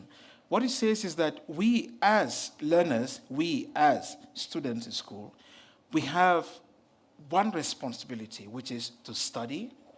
And it also encourages and takes us a bit further to ensure that when we study, we try to preserve those values that we have learned in school. Most of you, after matric, you become something else. You become something else not because your teachers did not teach you, because you've learned other things that do not work or that do not sit well with the education that you've had. You can't take this forward. You can't. You can't take this into the next generation. When those who have fought for freedom and for every right that you have now stand in front of you, they speak to you about the pain and all what they went through to ensure that you are where you are now, to ensure that you can walk around without a pass, to ensure that you can take the bus with your other colleagues, with your other friends, to ensure that you can sit in class with your other friends, to ensure that you can take a bus to Santon without being asked for verification of a pass, to ensure that you are able to come out with a good matric result and to have access to universities, University of Johannesburg, University of Pretoria, University of Stellenbosch. I mentioned these universities intentionally, and the University of the Free State, because these were some of the institutions that you could not access. But now you can. 3 weeks ago, we had a meeting in Argentina with other children in Argentina, where we shared experiences of how these children have gone through pain, and now they have free education, they have access to education. But if you see the hard work that is being done in that country now, we don't have it here. Because the next generation, you need to pass the message on to ensure that that is done. The heightened level of xenophobia in our country is also provoked by some of the challenges that we are facing. And when we see others, one of the cases, as Prof. Bridge was mentioning, one of the ones that came to my mind, and I started writing it down, is one of the most recent cases that came out of this very court. And that's a case that concerns a foreign national who came to this country, gave birth, married to a permanent resident holder, but could not register her child in the country because they said she did not have the appropriate permit.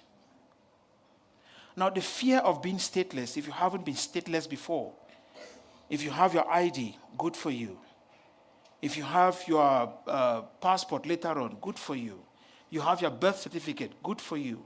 But those who went on exile to Botswana, to Mozambique, to Tanzania, can tell you the pain of not having the right documentation and being a foreign national in the country. Most of you would not appreciate this because you have privileges. And those privileges You owe them to those who were here before you and those who worked very hard for you.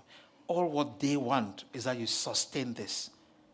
You sustain this environment where human rights plays out. You sustain this environment where human dignity plays out. You sustain this environment where we respect each other, because that's what they died for. And you can't take it for granted.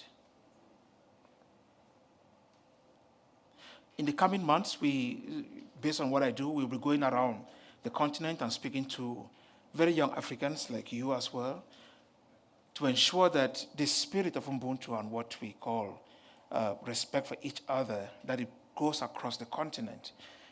And when you go to a country like Uganda, for example, and then you have a law that has been passed in the country that people of a certain sexual orientation should not be allowed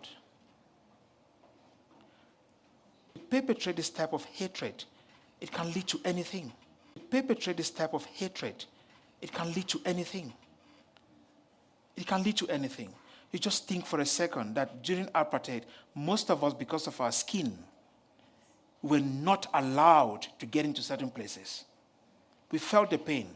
Why do we have to inflict that same pain on other people? Just because of their sexual orientation, or just because of their gender, GBV, femicide? Most of your friends get killed by others because of the lack of respect of human dignity. We all know the story of a Pule who was killed while she was pregnant because she simply refused to fall in love with someone. And the person decided that if you don't love me, you don't deserve to live. And Pule ended up dying in Rudaport. Some of you get yourself involved in situations that you ask yourself, is this why I was born? We all have a purpose.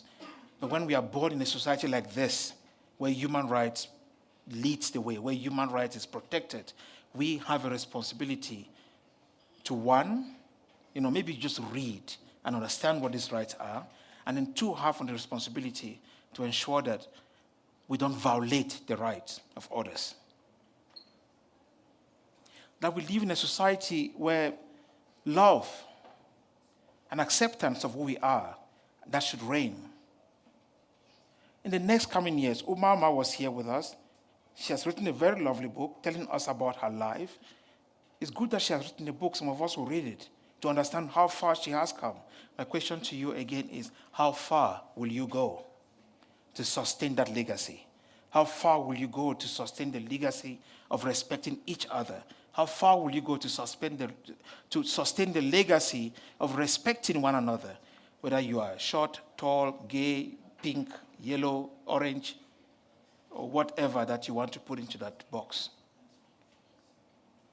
The responsibility is huge, but I also know that while we enjoy our privileges in this country, while we enjoy the freedom that we have now in this country, the burden is bigger for you. It is not light. To sustain such legacy means that you have to work very hard to respect one another. Thank you very much.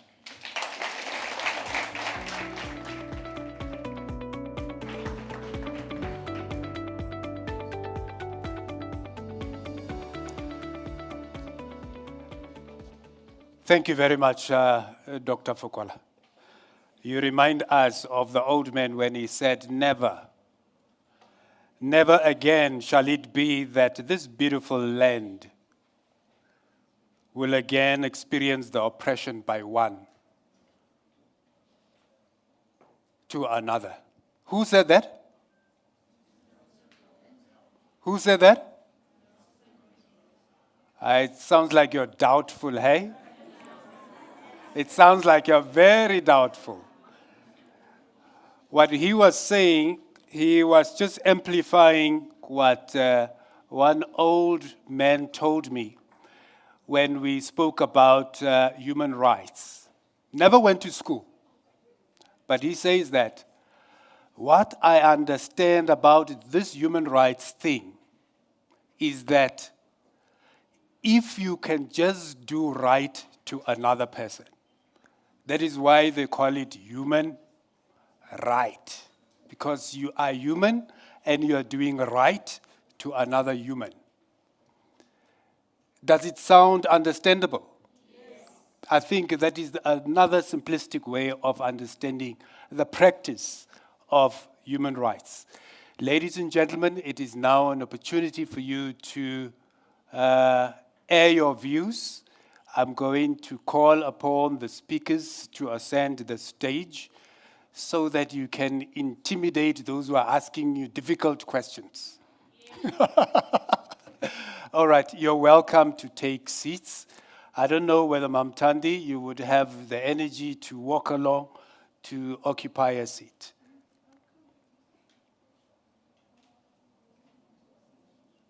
What suits you? It's not compulsory, but it would be nice to have you here, if you can.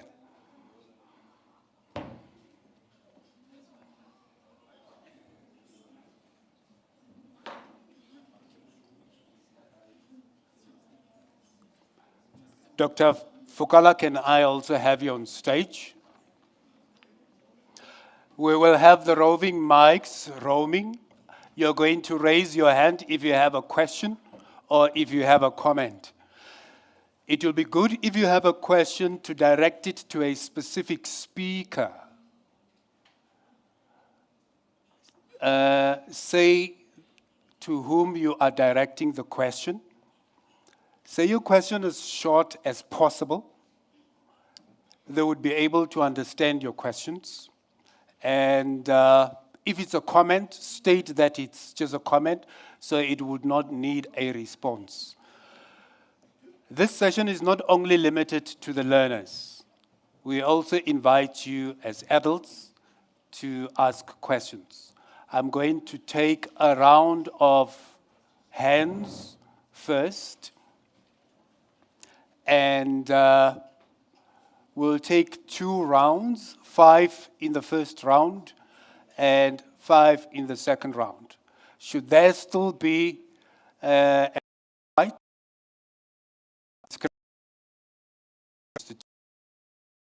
to grant that extra time?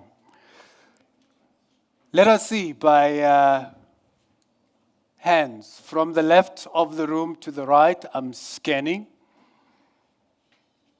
Gentlemen, you would be the first. Hold it right there. The microphone will come to you. You're going to introduce yourself first. Lady, you are to follow the gentleman. Your hand looks doubtful. Can it raise high? Okay, you are third. 4, 5. In that order, right? 4, 5. In that order. Then we can go to the next round of hands. Okay, thank you, Mr. Master of Ceremony. I'm Mr. Mafora from Valmasdal High School. My first question is to Dr. Fokala. My question is, since you talked about corporal punishment, do you think there is an alternative method that can be used instead of corporal punishment? Which method and how effective will it be more than what we used to do at schools during our time where they performed corporal punishment on us? We thought it was effective, but now they have come up with a different view of saying that no more corporal punishment. So my question is, what alternative can it take place on behalf of corporal punishment and how effective will it be? Thank you.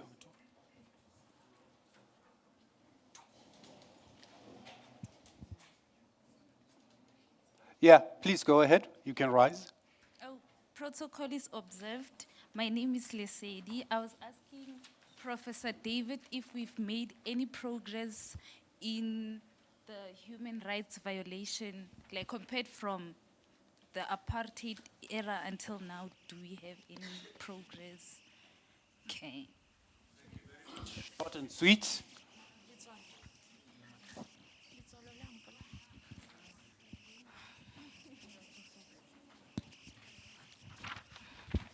Good morning, everyone. Thank you, the program director. I want to recommend on the Mem Ranko, the ambassador. Just start with. My name is El Sandoweni from UNISA. I'm a third year LLB. Mem Kenyako Leboa, you give me any inspiration. I joined the ambassador, international ambassador. I won the interview last month. So now, as I am here, I'm the ambassador, I'm representing UNISA. So I want to get more information where I will get more information from you to go on about this ambassador thing so that I can represent my country as well. And then the other thing, for corporal punishment at schools. I'm the SGB at the school where my kids attend.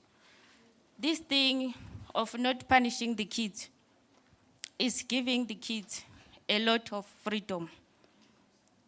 You see, even now, the girls, they don't wear a longer skirt. They just do a small. I can demonstrate to you, ne? Don't get emotional if you have a small skirt. I'm not talking to you, I'm talking to those who are outside. Okay. The kids are wearing something like this, ne? In my neighbor, there is a school. There is another girl who's naughty. He's go to school, he cares a needle. When he found you with a long skirt, he said, when no paisan well, itam, what's a ruga, motile? Hayo fitla ko skolo ngwana la skirt kise scan. Le na ujo inile company hane. So, as a law student, re dila byang ka sexual abuse. Right, take is arena self. Please, ladies. Harabeleng ko murao. Ngumzulu ne, but I'm speaking Zwan. Harabeleng murao ne. Ritompe miliaren. Nanga se ke ka apara ntwe kan. Ke tsamaya ke hoga ke chaba mo bathong. It's better ke apare trousers. Ne, ke be safe. So ke a le gopela ba banyane ne. Ko dikolong. Just try to make a bit nyana skirt ne. Thank you so much. Thank you. Thank you. That is a sister talking, right? It's a sister's voice coming out of her. The next was from this table. I had two hands from this table. It's me. All right.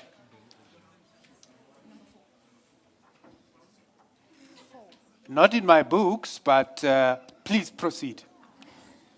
It was you will follow. The two gentlemen will follow after her. Hello, everybody. My name is Bernice. I'm a law student. My question is directed to Professor David Blitch. My question is regarding, you mentioned that foreigners have rights.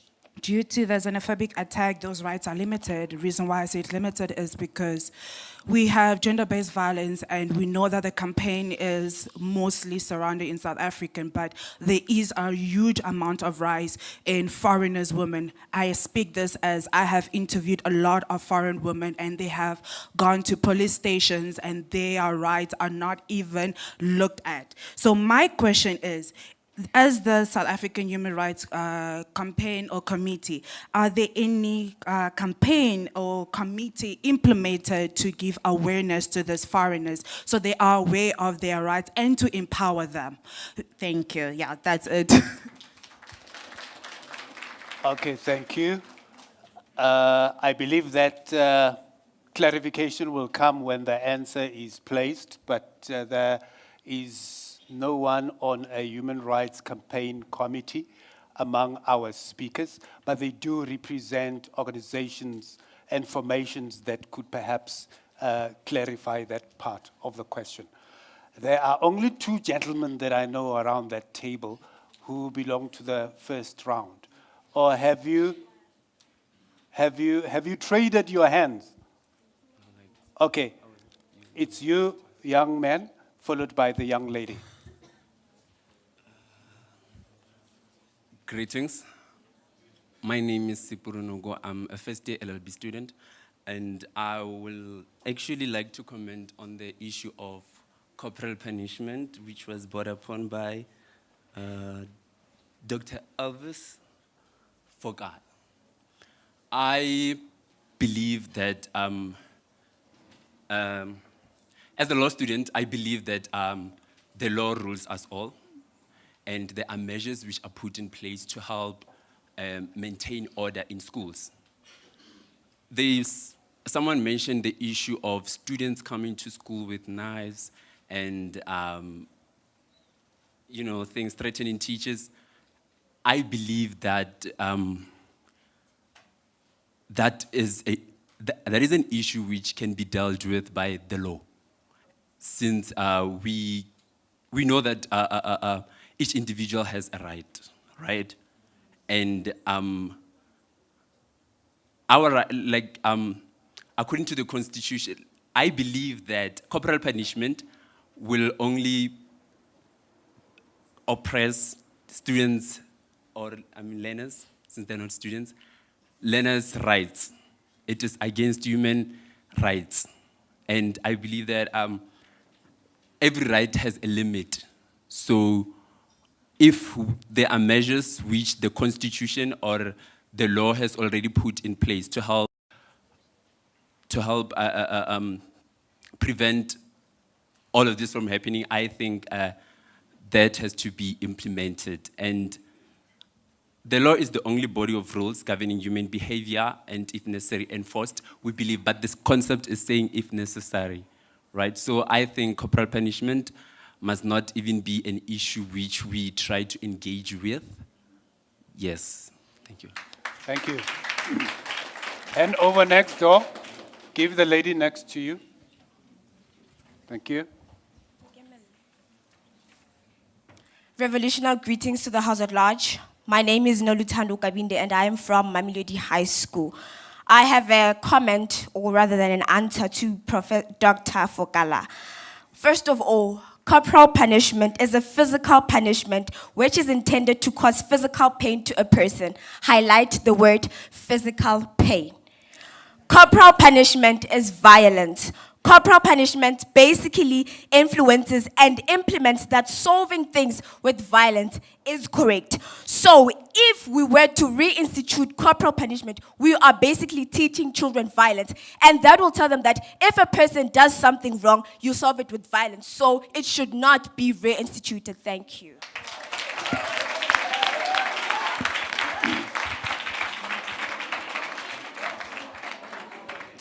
Thank you. Well, we'll start with you. I want to take responses on that non-violent note. Don't be violent with me, right? I'll accommodate you in the next round. On that non-violent note, I am going to hand over to our panelists to give us responses. Can we start with you, Prof? Thank you. Okay. Thank you, everyone, for those very good questions.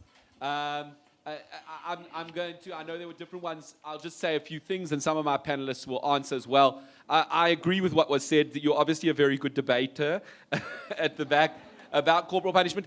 I think it is, you're all raising an important question, right? Let's always try and think about, I'm an academic, so I always want to understand what's the deeper question. And the question is, how do we deal with discipline in homes and in our schools? That's the deeper question we want to try and grapple with. And the corporal punishment is an old-style way of doing this, right? It's saying, well, hitting people is the way to deal with discipline, right? And we need to think about, well, is that really the answer? Why does discipline need violence? Right? Why do we need that? Right? We also think about that like with protests. People feel so frustrated in our country. When they protest, there's always a need to kind of somehow be violent in many ways, in many protests. And ultimately, we need to start trying to solve problems in our country without violence. But there's still ways to discipline children. Children will need to be disciplined. And there are ways, right? Many of you, right, if you're at school, you don't want your free time to be taken up. So if you behave badly, well, the teacher will keep you in and you won't be able to socialize with your children, with your friends at break. time, right? Or there's many other kinds of options which Dr. Fokala may want to, that was directed at him. But what I'm saying is we don't have to solve our problems in that way, but we have to have a debate, and a very important debate about how do we engage with discipline and non-violent discipline, right? The second question related to have we made progress in South Africa, right, around human rights? And that's a very big question, and it's a complicated one. Let's say the beginning, when the new government took over in 1994, there was massive of things, many things to do, right? And in certain respects, we are undoubtedly a million miles from where we were. On the question of freedom, you can feel the feeling of freedom in this room. Everyone is feeling able to engage, to debate, to discuss, and that experience of freedom, that what didn't exist, right? There was a clamping authority on people. So the feeling of freedom in our society and the laws, removal of lots of laws which were discriminatory on grounds of race and sex and sexual orientation. There's many achievements that our democracy has made. Many people are feeling very unhappy about the issues relating to poverty and distribution of resources in our society, right? And let's first acknowledge that there are many things that have been done as well, right? So there are many things that have been done in our society, but not enough, right? And the tasks were massive, and unfortunately we went a bit wrong, okay? We went a bit wrong for two main reasons, right? First, leadership and people in our state decided that they were going to enrich us themselves rather than contribute to advancing everyone in our society. And the question of corruption has seriously harmed and undermined our ability to do many things in our society, right? And so we're landing up in a situation where we are not able to address many of the things that we should be able to address. So that is number one, right? We have to restore some kind of ethical leadership in our country. Number two, state incapacity. We have to ensure that there are people in society who, in our state institutions, who are going to deliver and who can do that. We have to stop, right? We had a report last week from Professor Makgoba about the Rahima Musa Hospital. There's sewage flowing in that hospital, right? The conditions in that hospital, pregnant women are sitting on the floors. Why is that happening, right? Well, the CEO was appointed, and it seems that they never even looked at whether she was qualified to be able to be a CEO of the hospital, okay? We have to ensure, and this is not a question, right, of having any particular race or gender, right? We now have skills across race and gender across the society, right? So it's not an argument against any form of transformation. What we need to do is ensure that people with the skills are going to be in our state institutions, that we can solve our problems in healthcare, we can solve our problems in education, and we can solve our problems around electricity and the other things that face our society, okay? So those are two important questions which are at the moment making things difficult in South Africa. And if we don't solve them, we're going to have major issues in relation to our rights.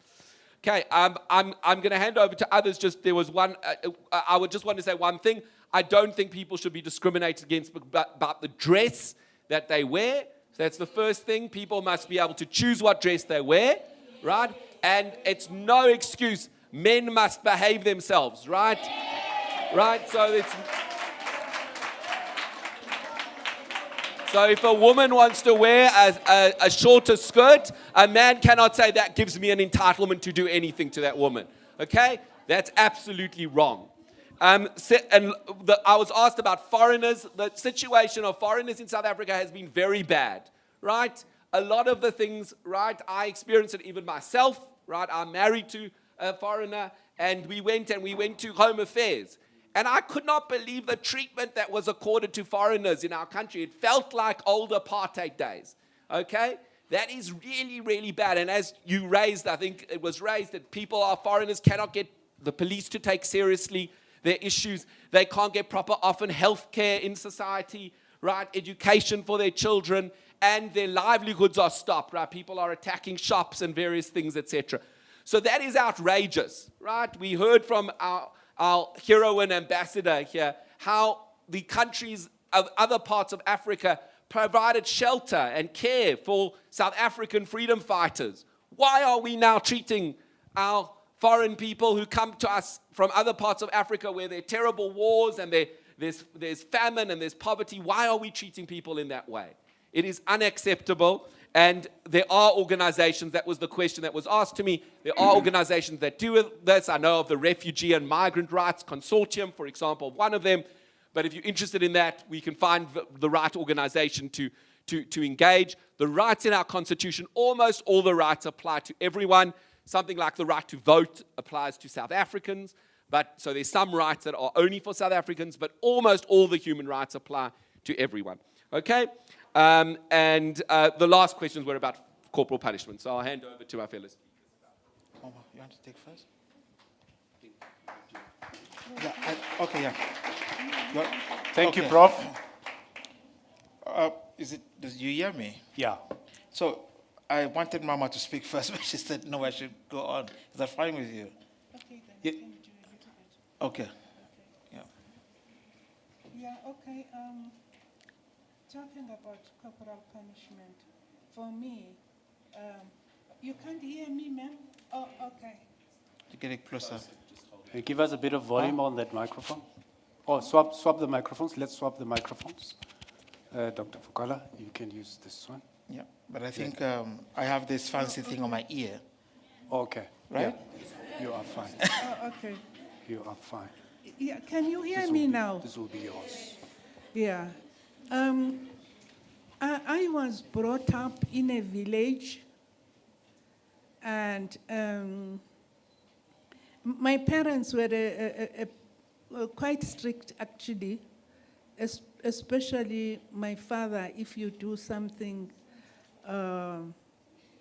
wrong, and she would beat you, you know, and of course we would cry and be angry with him. But at the end of the day, as I grew up and as I was away from my parents, I just had a feeling, which I still have even today, that they brought us up the right way. To say no to this. Not just you do anything. I mean, I'm sorry there are children in this room right now, but sometimes they just do whatever as if they are in charge.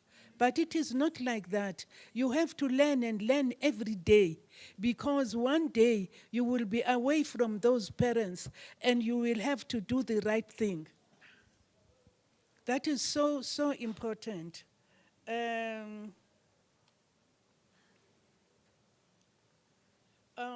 Some of us, we were in exile at an early age, actually. We didn't have parents or anything like that there. But those days, I can tell you that anyone who's a father or a mother, we would listen to. And that is what helped us when we were in exile. They were our fathers, our mothers. There was nothing like you would say, oh no, this is not my mother. No, this is not my father. And also another thing you should understand, when we were there in exile, there was a lot of sharing. There was no greed. There is so much greed these days. I remember that I didn't know anything about liquor, utywala, you know, but we were in Tanzania, and there were some guys, I think there were 4 of them sitting around, and one said, oh, here is, what did they call this liquor? I can't remember now. Anyway, someone had brought this to one of the guys, and instead of him drinking it by himself, he invited other comrades, and they sat around, you know, just a little sip,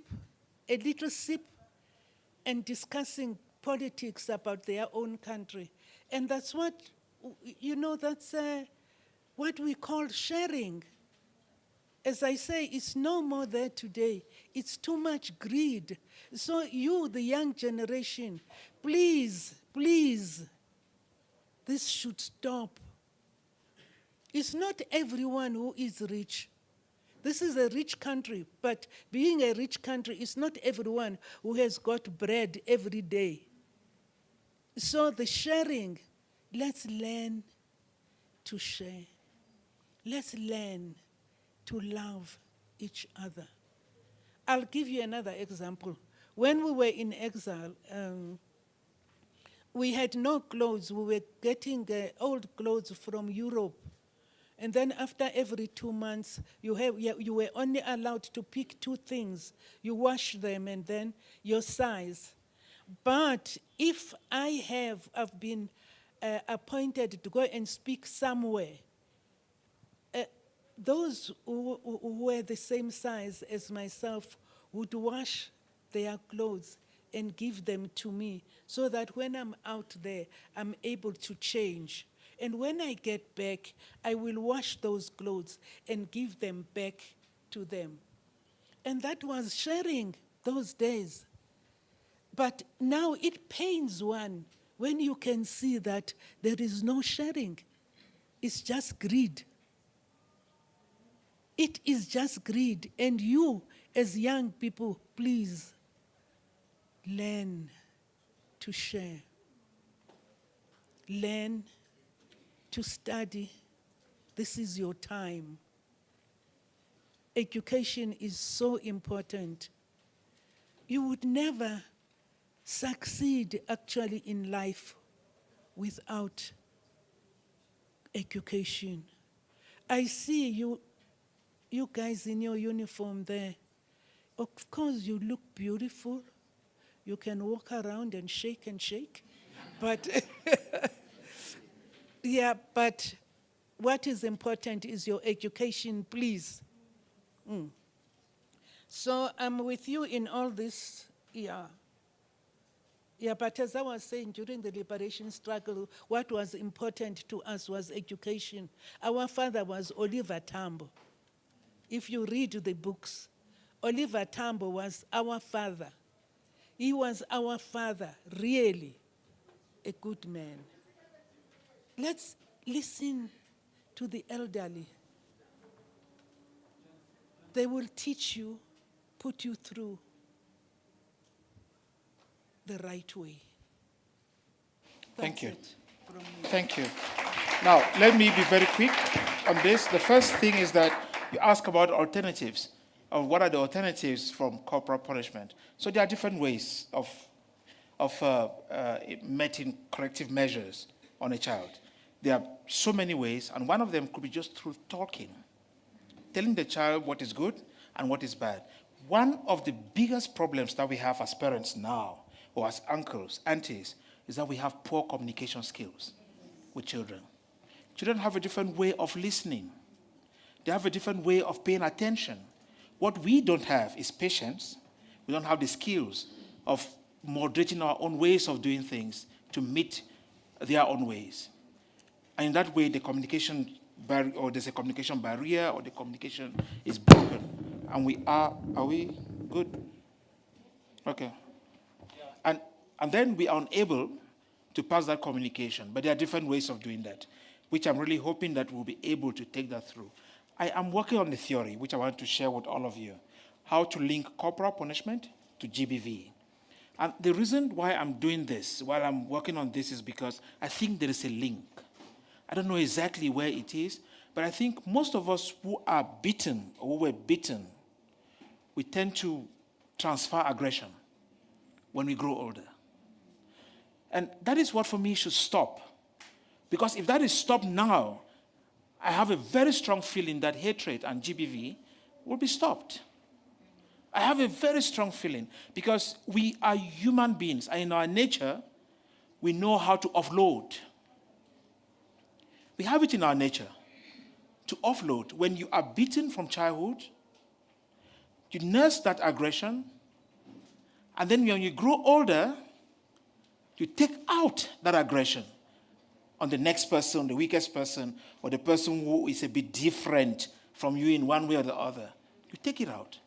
So if we stop it, we stop many things happening. The other thing that I want you to take with you is this, is that you have a big responsibility.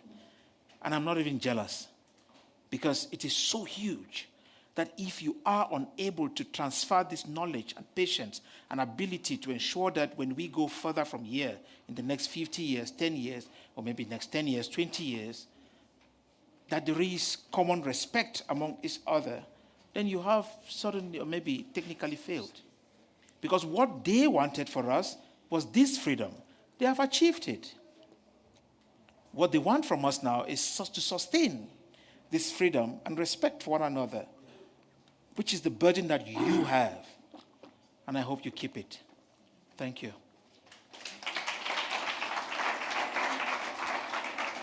This could be a conversation for the whole day, right? To conclude the conversation, we're going to take the last few hands that remained, that were up. I believe that during lunch, we'll have an opportunity to talk. Feel free. Ne? Feel free to approach any of these elders, anyone who has spoken before, if you need to ask a question or just make a comment. We have on this table, I had exhausted all names. I had that name there, but because we're dealing with human rights, don't make this difficult to me, right? I don't want to deny you a right to ask a question or make a comment.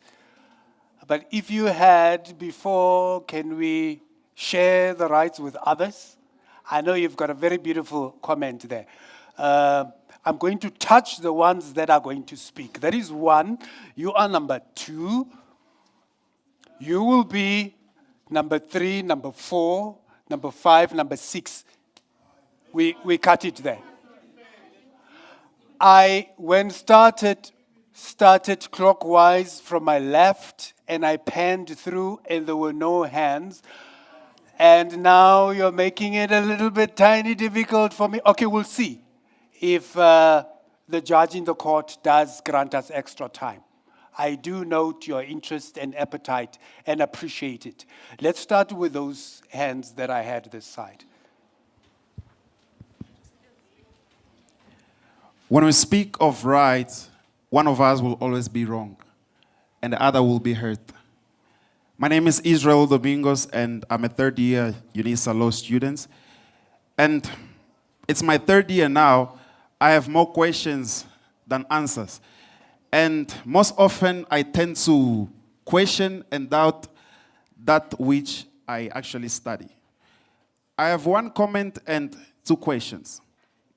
First of all, we know that all human beings are born free and equal in dignity and right. That's what our Constitution says. But is that what it is in actual fact? When we speak of freedom, to what extent? We are all born equal. Am I equal to you? Some of us are born rich. I was born poor. I have to catch up.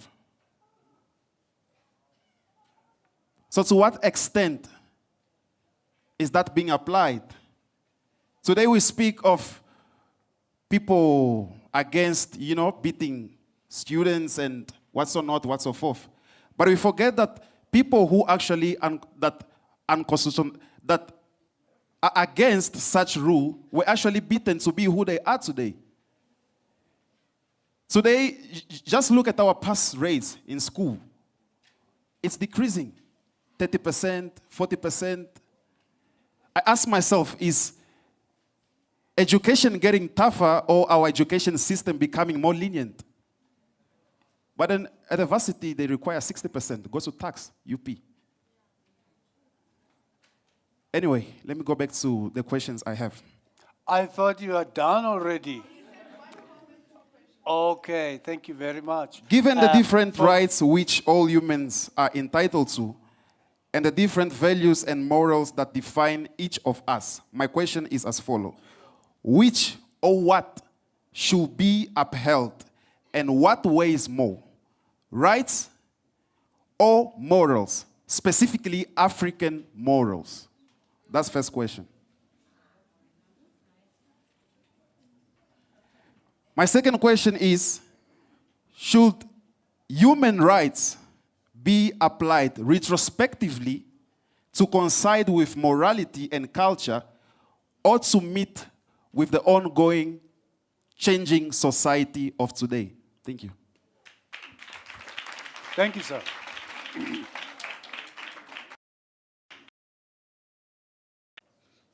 Greetings to everyone. My name is Itumele Moloto from Dr. Nkomo. I've been a teacher for 38 years. So the whole story of corporal punishment and no corporal punishment, I know the before and after of it. I'm also a product of those schools where corporal punishment has been meted out. And my learners can tell you here, I'm possibly one of the nicest teachers that they can ever come across. I've not taken it out on them because I was beaten. Though I don't necessarily believe that corporal punishment is the answer to every problem that we have at school. But I still believe that we reach a time where everything has been exhausted in terms of trying to correct the learner. And the last remaining thing is that we must throw him into the streets.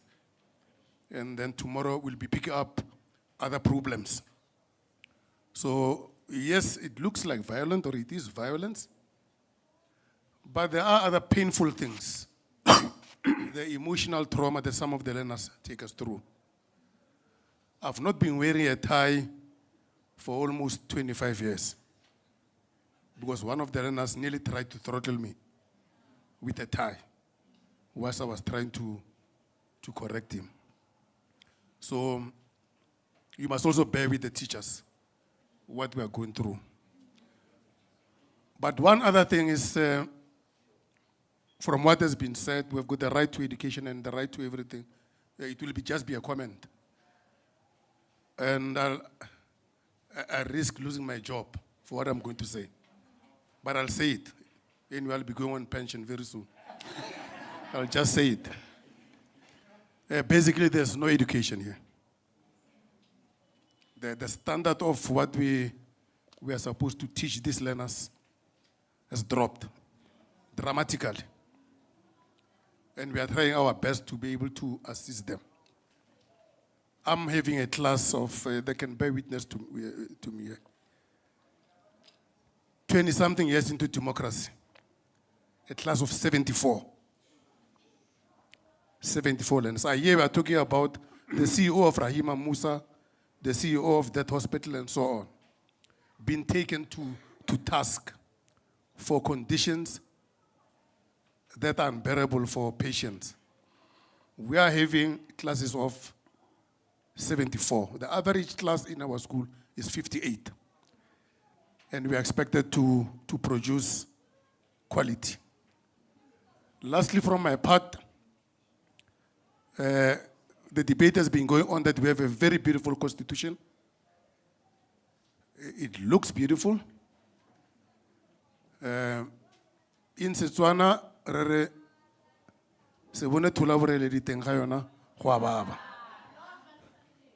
looks very beautiful, but I didn't expect it to address all our problems. I expect it to be a guideline to our leaders. It's either there's a problem with the Constitution or there is a problem with leadership. But I think there is a problem with leadership in this country. And there's also a problem with, I would just, if I had it my way, if I could be asked just to give just one wish that our government can, or our parliament can correct in the Constitution, I would just say the way we elect our leaders, if we just change that, because we elect parties, the political parties give us leaders. The leaders are not accountable to us. is they're accountable to the political parties. That's what we have seen playing around this whole week in Tshwane and so on, in Joburg and in Ekurhuleni, whereby marbles are being played with our lives. We have to change the way we elect our leaders so that I can hold any leader accountable. If he's not doing his job, then we withdraw him. Thank you.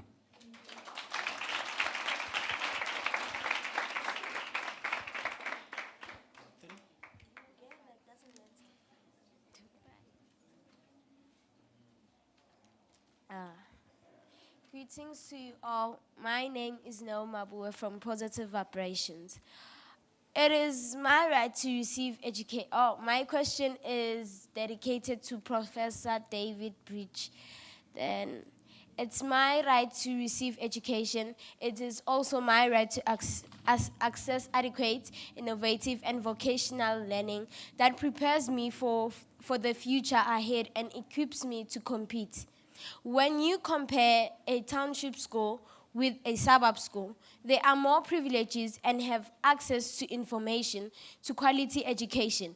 It is often unlikely for a township learner to encounter the difficulties, especially where education has to be adequate and free and does not discriminate on the basis of color, background, race, religion, gender, or any other forms of discrimination. My question is, why is education not the same across the board? Why must it be difficult for us to gather and access information to advance and enhance our talent, intelligence, and creativity holistically in the fields of science and technology, culture and heritage, farming and mining? Why is education not the same academically with the infrastructure, with the recreation, extra curriculum that can encourage and can motivate most learners to excel in their strengths and interests? I thank you.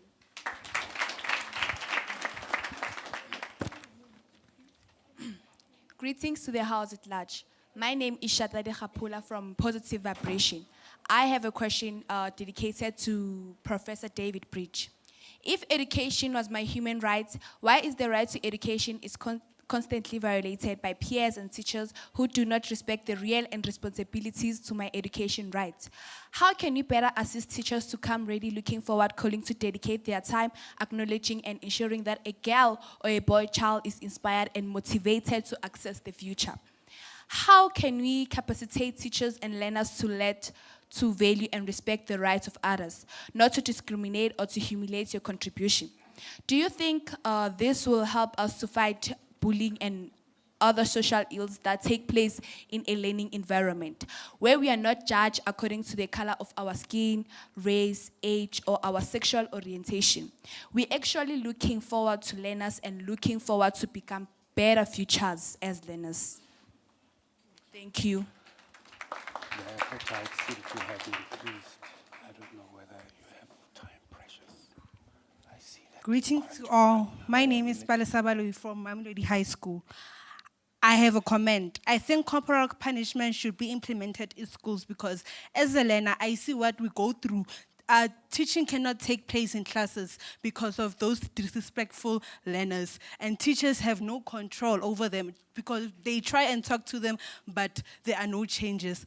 I think that corporal punishment should be implemented in schools because if we take time and look back at the apartheid era where corporal punishment was practiced, children would write their schoolwork and respect their teachers because they feared to be beaten. We would have high pass rates. And in schools, I believe that corporal punishment sets clear boundaries and motivates children to behave in schools. Thank you.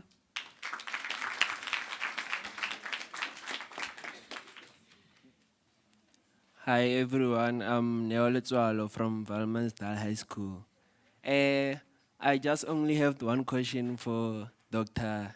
Elvis Fokala, but the teacher next door have just emphasized the question. So, but anyway, I'll ask it, what implications shall be put in place to reduce violence among learners and teachers? Thank you.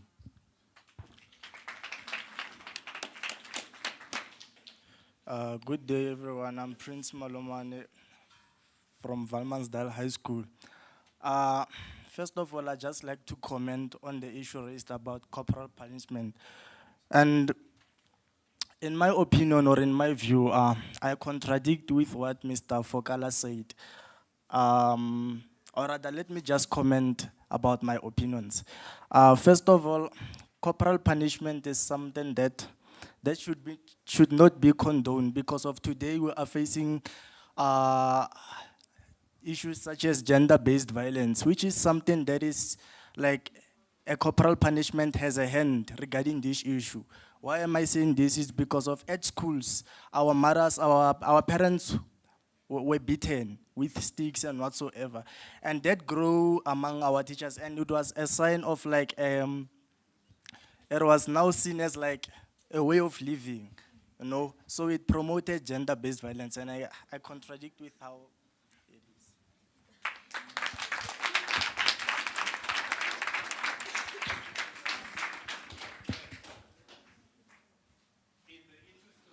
Ladies and gentlemen, let's bear with each other. We can talk the whole day. I did say that we still have time together over lunch where you can share your opinion. Now, what I'm going to ask for is just a peace accord, a peace-seeking question from that team there. Can you just quickly codesa each other and nominate a person who will represent you in a question? I'm kidding. Who can we give an opportunity this side? I am prepared to take one hand from this end. Lady, you had your hand up. Did you? Okay, the lady on the other side of the table. Ma'am? Oh, but you have spoken. Let's give the other, one of the two ladies a chance. That will be the closing question before we give the panelists. No, you don't have to ask on behalf of everyone. Ask your question. Just ask the question that you wanted to ask. Good day, everyone. My name is Nanhlelo Zikali, and I have two questions, right?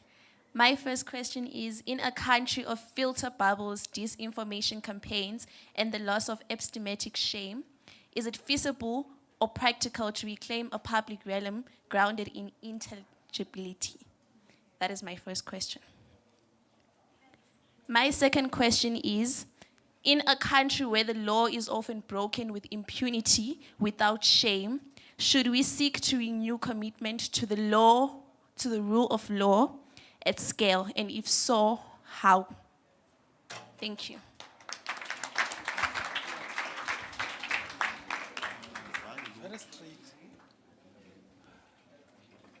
Prof. Bilchitz, I think you have a mountain of questions, a barrage of questions directed towards you. But can I just say that you're not obliged to give answers to each and every speaker. I believe most of them were comments and others were opinions. You're entitled to your opinion, but we can reflect on those that you think are critical.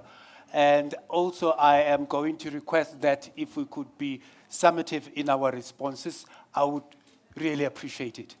And we will take it in that order. You will start, Prof, then we'll go to Dr. Fokala. Ma'am, you will end for us with your comments. Thank you very much. Great.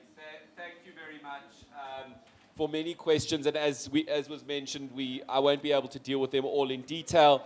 Just one question, and my panelists might, I think there was a question there about almost suggesting that rights and African morality are separate or against one another, right?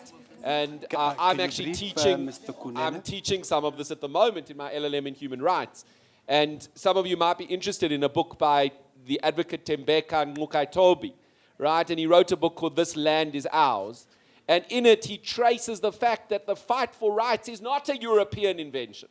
It's something that's rooted in South Africa, and he goes through the leaders from the 1890s who were fighting for the rights of people in South Africa.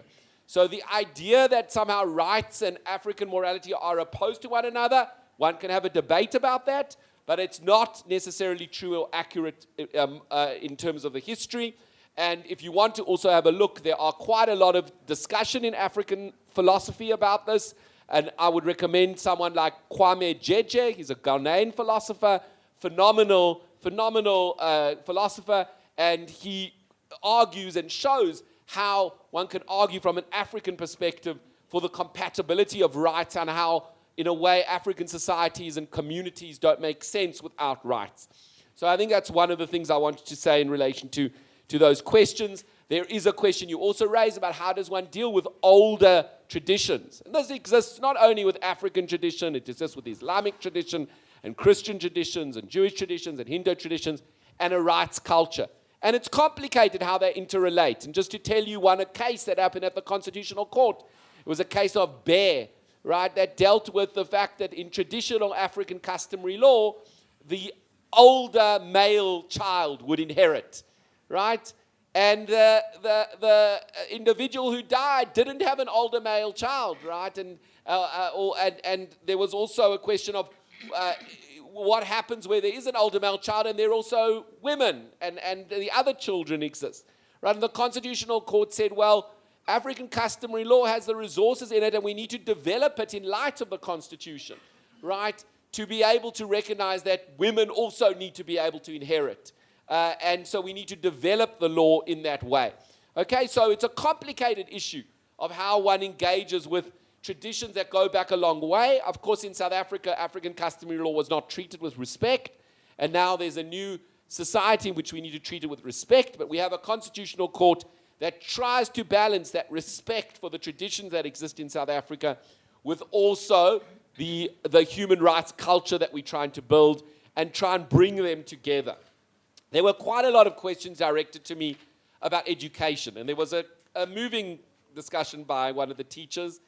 Thank you for your discussion. Both my parents are teachers, and so I very much respect the teaching profession, and I don't think the teaching profession gets the honor and the respect that it deserves. And you raised the question of quality, and that was in some of the other questions as well. And we have a serious problem in South Africa, quality, and you raised the problem of how can you do a good job where there are 58 learners in a class on average, and you mentioned in a class of 74. And that is not acceptable, right? And someone asked, how did the situation arise? Well, it was deliberately, right? This is part of the legacy we're dealing with in South Africa, right? That there was deliberately a lack of adequate education provided to black people. And so the challenge then for the new government in 1994 was, how do we correct for that? And the sad reality is that the government hasn't succeeded in that respect. It has done many things, but I think we can say overall, unfortunately, the outcomes of education in South Africa are not good enough for now we're 25, 26 years into democracy. And the answers to that are the Bill of Rights provides us with the ideal. So you mustn't blame the Constitution. The Constitution says everyone deserves an education. But the answers to that are hard answers. They're about building infrastructure. They're about ensuring the adequate education for teachers, enough teachers who are being educated and developed. And it's about leadership and our governance, the people who are the ministers of education and the MECs for education and working in local government on education. So it ultimately comes down to the hard work that we have to do in South Africa. We have the ideals in our Constitution. The Constitution provides us with the structures. Now we have to ensure that we implement and develop the plans that have been developed. Some of the plans might need to be modified, but actually ensure that there's a quality education to people. And that is a massive task.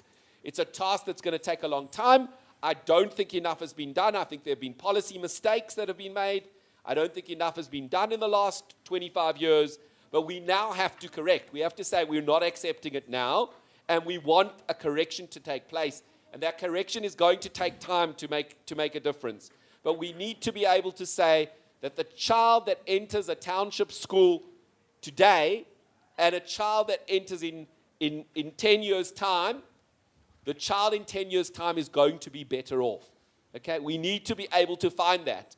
And unfortunately, I don't think we can say that about what happened 10 years ago, right? So we need to be able to do that. We need a plan. We need to hold our leaders accountable for developing a plan. You guys can do that, the teachers, the students. What do you want from education? We need to tell our leaders, and we need to ensure that they implement the resources, they put everything that's necessary, the budgets, into ensuring adequate education for all the children of this country. I'm going to leave it there. Okay, very quickly, I'm going to do the CODESA for you now by asking a question to decide. How many of you were beaten for coming late in school? Were beaten for coming late to school? Not the younger ones. I want not the younger ones. The teachers, yes. Were you beaten? Okay, you were beaten because, just listen, just wait, let me try to link this up. You were beaten because you came late to school. And the idea was that you should stop coming late to school, right? How many of you still go late to events, to occasions, to meetings? How many of you still go late to events where you are invited? Those who were beaten, you don't go. So in your books and the way you look at it, is that probably the beating worked? Good. Can I hear from you? Thank you very much. Yes. My name is Lucia Muto. I'm an entrepreneur, and I am from the generation that were beaten heavily so, but with measures, of course, and we're talking about it now with the ladies. We came out quite well. We respect our elders. We understand there is a line to draw between respect, disrespect, and also presenting yourself. And I think we came out quite okay. We are able to engage robustly, but in a manner that is well balanced, which is something that we don't see with this generation of today. I'm sorry, but what is your definition of beating someone, of meting corporal punishment? Corporal punishment on someone. What is what again? What is your understanding? I think it's just a matter of trying to discipline them and instilling a principle in them that you're not supposed to do this again. I think initially it was meant to be done once, so that next time you attempt to do what is wrong, you know the implications of what will come out of your action. Good. I'm speaking that I would like, there's a story that I always share. I'm from the rural areas in the Eastern Cape in Matatiele. And I recall when I was a young girl, because my mom is from there and I was raised in the township in the Free State. And when I was there was a young man who made a move on me and I did not want him. He slapped me because I did not want him. The following day, my two uncles called his parents, and there was a tribunal held to understand why he beat me, because I did not want him as a lover. And he was disciplined. There were witnesses there that witnessed the deed, and he was beaten. He never laid a hand on a woman ever again, up until now as an adult. Okay, the reason why I asked that question is to answer some of the questions that were raised from this side. Is that the reason where we are now with this decision of the Constitutional Court to declare whether moderate or reasonable chastisement as unconstitutional, as not right, is because of what happened to this generation, to our generation, where most of us were beaten. Some of us were beaten and we sustained wounds. You get that? We sustained wounds and some of us died in the process. Those of us who are here, we are lucky. Some of us, some parents, and I'm saying this because I'm a victim of that. The sense that my uncle beat me mercilessly, and I'm not hiding it, because I still have some marks on my back that remind me of that. And I think that was cruel. That was extremely cruel. These are things that now, when they say moderate or reasonable chastisement should not be encouraged or should not be meted on children, it doesn't mean that you should be violent or that you should be arrogant as well. There are different ways of punishing, and I've said this before, without making it corporal, without making it intensive. Speak to the person, and you have to listen. It's important that you listen, because I listened to the gentleman over there addressing the teacher. Over here, he said the teacher next door. I found that it didn't sit well with me. You know, I actually wrote next door here. He said the teacher next door. These are some of the things, because the teachers in front of you are not robots. They are human. These are some of the things that we say, we do, and we act in school. It comes both ways. You know, responsibility and respecting people's rights. You can't just do as you want because they've told you there's no corporal punishment. It is your future. He mentioned the fact that he has served for 38 years. He's heading towards retirement. Oh, goodness, can you give him a hand? He has done so well. He has done so well to survive this. But you still have it in front of you, yet you want to mess it up. The corporal punishment has been taken away, but please, you have a responsibility to study and not to attack your teachers. Thank you.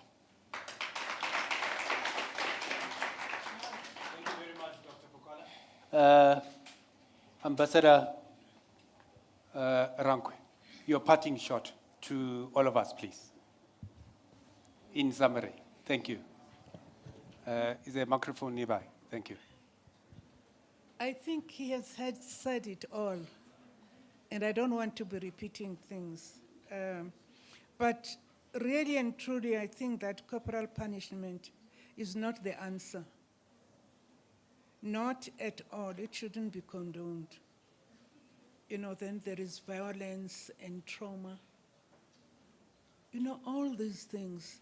And we have these young people right here, and they shouldn't really hear or see some of these things happening at home. This is the new generation. They should understand or learn that what we need is peace. That's what we need, is peace. But also listening to one another. Listen to your parents, because they've gone through so much in life. And when they say to you, no, don't do this, it is not because they don't love you. They love you. They just don't want the repetition of the same things that they went through. And then I just, the quality of education. I don't know, when I grew up, I told you that I'm from a village somewhere, but I think that, and I can't run away from that, because I think that in a way, I got the best, or I received the best, even though I used to go to school without shoes, walk a long distance. Yes, baby. Go to school without shoes and long distances. But we used to listen to our teachers. You know, that is so, so important. Because today, even though I was walking a long distance without shoes, but I still think about those days and respect those teachers. And I think that, not I think, they did teach me to be who I am today. Because it starts from there, from that house, your mother and your father, the school, and all these things. So you have to listen and obey. Because then, at the end of the day, you are somebody. You will stand there and say, I'm somebody, which is very important. Yeah. So I've talked about that education and all that. Another thing, there is the question of discrimination, bullying, and all that. What do you get from that when you are bullying others? Nothing. The next thing you learn, ubasis gebenga. Isn't it? Yes. Because you've practiced this thing, then at the end of the day, you think that this is the best thing for you. Please, it has to stop. If you are unhappy about something, call the other one and say, let's sit down and talk about this thing and end it up peacefully. You know, this is your time, you guys. Please, just do the right thing at the right time. Thank you very much. Thank you very much. I just wanted to add one little thing, and that's about your phones. Most people in South Africa today have a phone which has access to data. And whilst we have very inadequate education for many people, and I spoke about that, the phone actually is an amazing thing. It's got the storehouse of so much knowledge. So if you don't understand a concept, there's very strong likelihood that it will be explained well on the phone. There's something called ChatGPT today. You can type in something and you can actually get a whole answer about, and the computer will tell you answers about various things. So I really recommend those of you who are struggling with certain things or struggling to access to education, it's not an answer, it's not a full solution, but your phone and doing research and finding out information, this actually can help you understand things that maybe you won't get in school. So, thank you very much. Indeed, there are a myriad of rights, as the speakers have shared with us over and above the concentration that we've been on corporal punishment, that these rights have been subjected to violations in the past and some even at present. But let us also recall that in our democracy that is approaching 30 years and the Constitution that is now 25 years, there have been a number of rights that have been restored by our democratic government and leadership.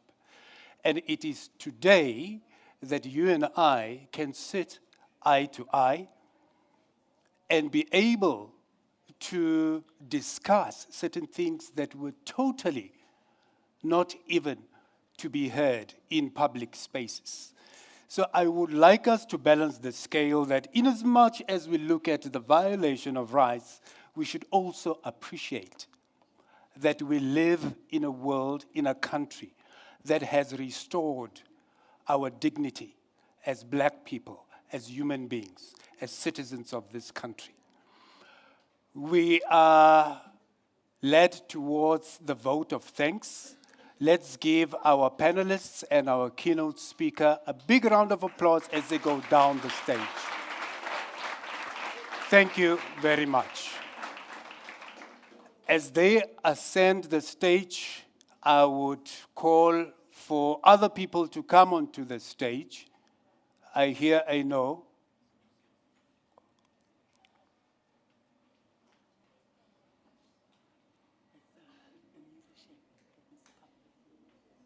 Okay.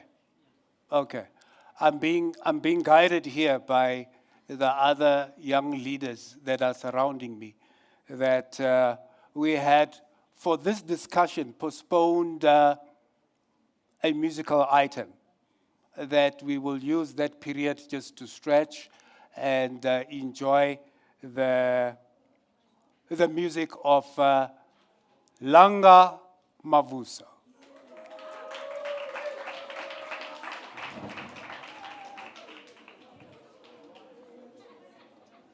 Thank you very much.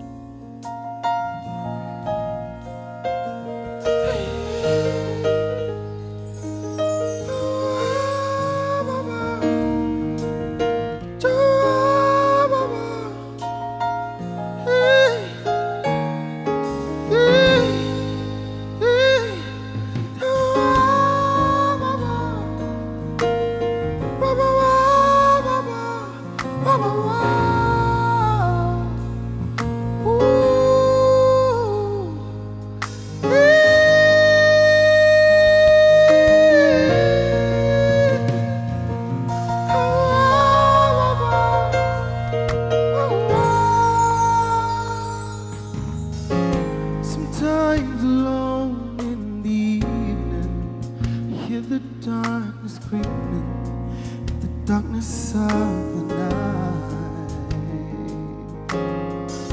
I hear a sound in the distance, the darkness multiplying, and the weary hearts deny. All I hear is my heartbeat, beating like a drum, beating with confusion. And all I hear are the voices telling me to go, but I can never run,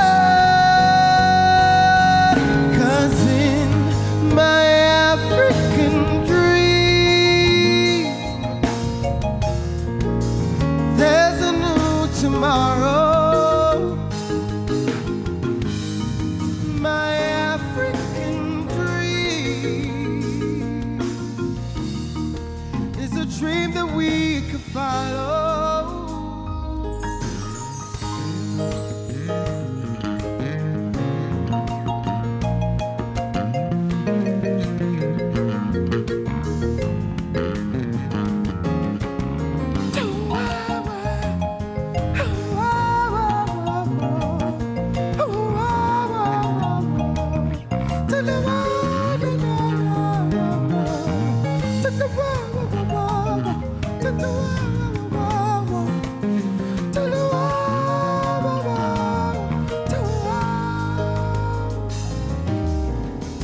Now when I dream the dream to follow, I hear the call, it's me here, call me now. And when the dream is multiplying, I hear a distant calling, and I call it magnified. 'Cause all I hear is my heartbeat, beating like a drum, beating with confusion. And all I hear are the voices telling me to go, but I could never run, 'cause in my African dream, there's a new tomorrow. My African dream is a dream that you can follow. Ipupole Africa,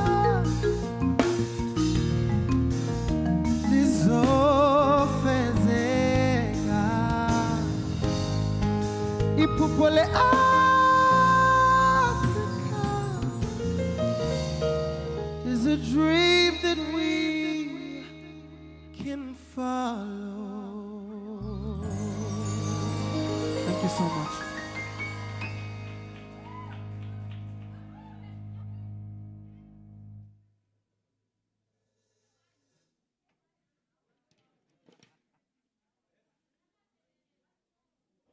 Yamafelelo, ne?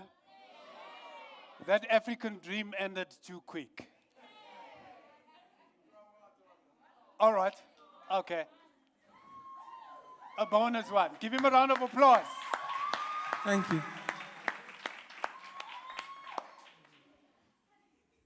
Can I do one of my songs? Is that fine?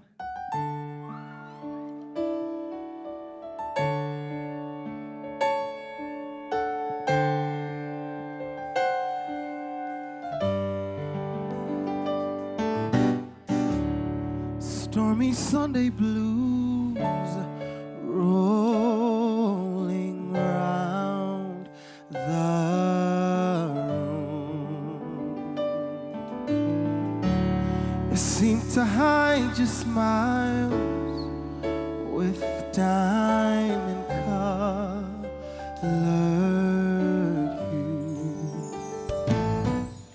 And baby, I want to share my love with you. You should be here. No else but here. The rain keeps falling.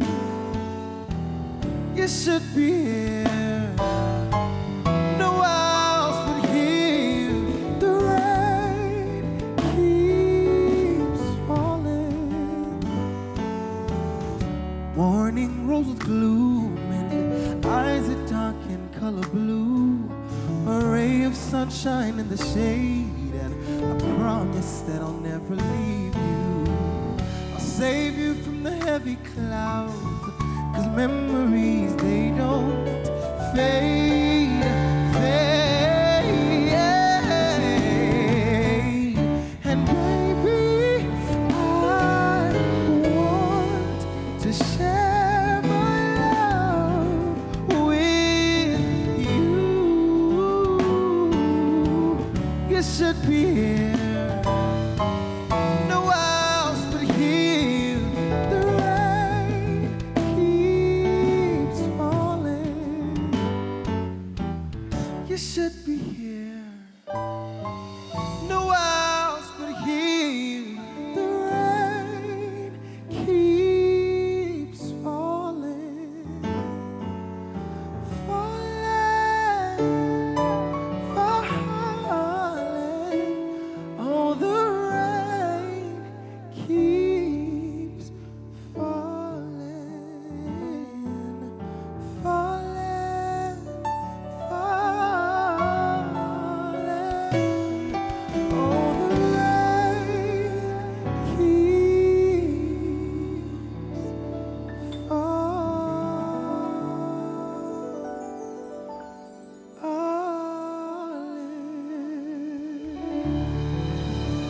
Thank you so much. Have a great one. It was an honor to be here. Give it up for the band. Yeah, Bob.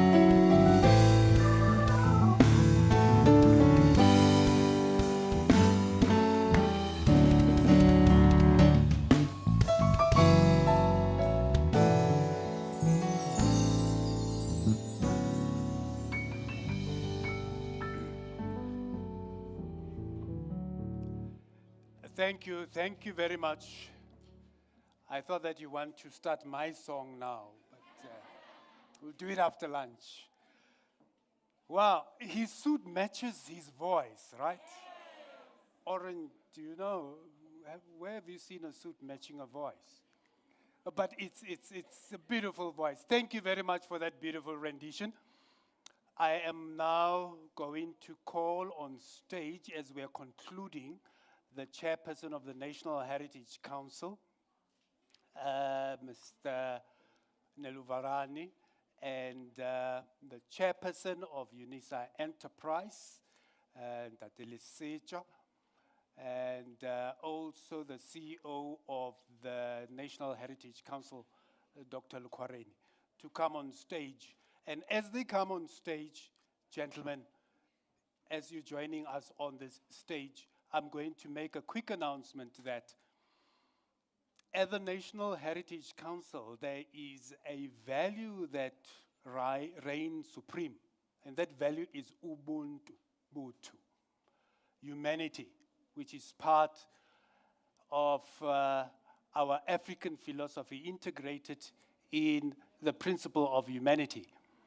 And with that, we have conceptualized a program where we go to communities and reach out to the needs of those communities by providing whatever gesture in a form of a gift that respond to their disadvantages as communities. But mostly we focus on learners in schools. The program is intended to amplify the Mandela Day, that we believe that Mandela Day should not only be on the 17th of July, but it should be an everyday thing. The leaders that I have called on stage are representing organizations that we partner with, that is UNISA Enterprise, for us again to extend one more gesture of Ubuntu to the schools. I would also ask the educators, one educator from each school, to join the leaders. Let's give them a round of applause as they come on stage, ladies.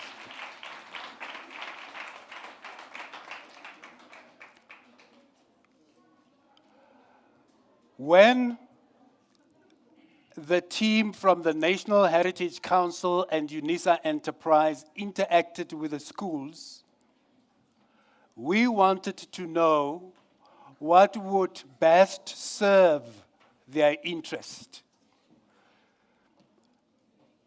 And they made a plea to the National Heritage Council and to UNISA Enterprise. That plea was responded to. And from the National Heritage Council, we've got to thank UNISA Enterprise for really stepping up and making the dreams of the educators and the schools, together with their learners, that dream to come true today in a form of Ubuntu. I am also going to ask for 2 learners over and above the gift to the schools. Each learner that has graced us with their presence today is receiving a gift pack. Can we have the learners coming to the stage? The rest of the learners will find the gifts outside, just in the interest of time. Zama? Can the learners come on stage? Oh, you have not chosen, you have not selected. Just select. Here's a gentleman. A lady, can we have a lady? Here's a lady coming up.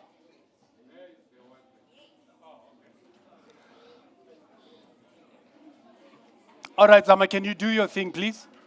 Let's start with a lady. A gift for the lady.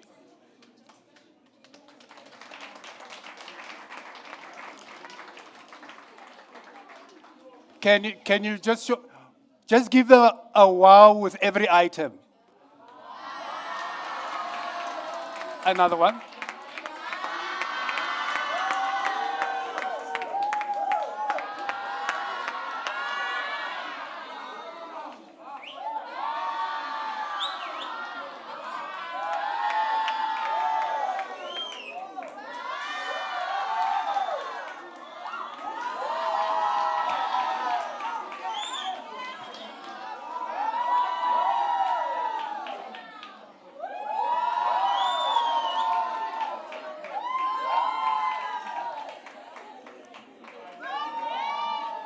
Okay, thank you. Can you give a handshake to the leaders? You see your educators every day. Give your handshake to the leaders from NHC. Oh, one at a time, and smile to the camera, please. Don't be shy to the camera now. Don't be shy to the camera now. Don't be shy to the camera now.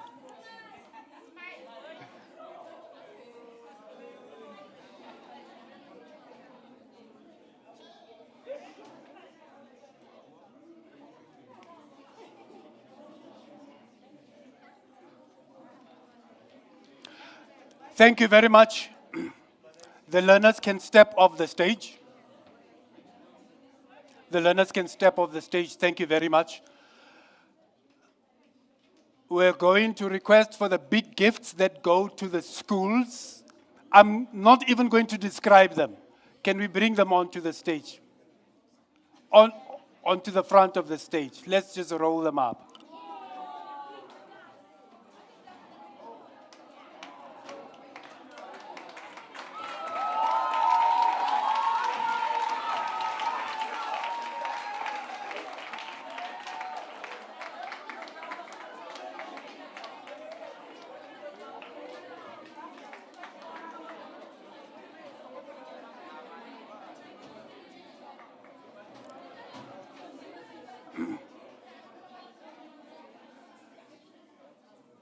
Now, ladies and gentlemen, these are high volume capacity printers to the schools. Each school will get a printer.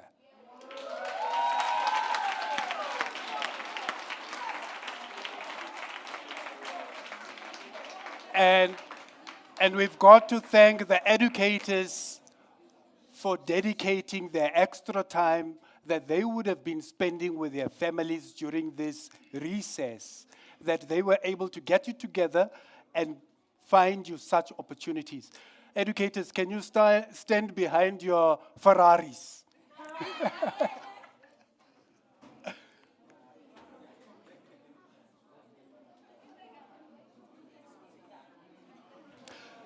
Give yourselves a round of applause.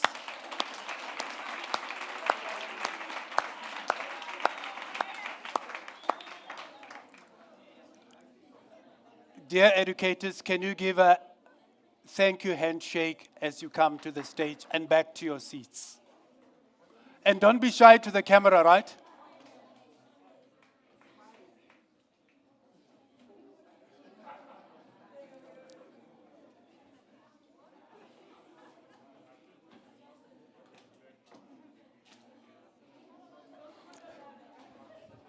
Just face the camera as you handshake, right?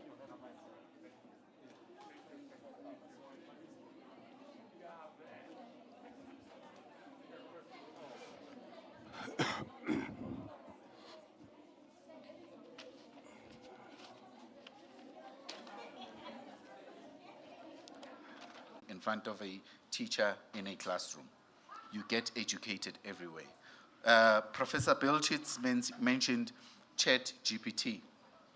I would challenge you to use that and explore it because you can learn so much. Wherever you can find free data, go on and do that. Meron, thank you for the books. I have made sure that I purchased both her books. And what I love is in one of her books, there is a page. Those of you who are paying attention, she spoke about the graves of those who died in Mozambique and how those graves are up on the hill. But there's more in the book. There are the names of the people who died in Mozambique and got buried on those graves. So please, get the book. Thank you, Mayor, for pouring yourself into that book. Professor Belchitz, your passion is unparalleled. I think these guys have enjoyed everything that came from you. And I think maybe you can ask to have more sessions with him and just drink from the well of his knowledge and wisdom. Don't let such people go, especially when you have access to them. This place has granted you access. There's so much that you said that I can't even, repeat it. It's not even worth repeating because I may even quote you out of context or even spoil it. So I'm not going to do that. Dr. Fokala, thank you for the challenging questions especially on corporal punishment. It was amazing for me that the room was divided. But there's a key thing that we're missing when it comes to corporal punishment. Let's take a step back from the school and then take another step back from society, from your townships, and get into the home. Who taught you discipline at home? Was there a father present? And the father who was present, was he present, as in present, or just there, cruising? What discipline did he teach you? Because in the home, we've got the mother who's the nurturer, and then we've got the father who's the disciplinarian. And I want to say, and the levels of discipline, they vary. From just the look, and Guti, hey, now I must behave, to being pointed, to being threatened, to actually that now rod of correction coming out. Because I promise you, the schools will always fail where the discipline is not instilled at home. Okay, if you have a pen in front of you, please grab it and do what I'm about to do with you. It's a very simple exercise. Take a pen and then do your hands as if you're praying. Put your hands like this. So those who don't see me, I don't know if the camera can project it there on the screen, but when your hands are like this, then I just want you to do a simple thing. Do this, and then this. It's very easy. Okay, watch. Pay attention, right? It's like this.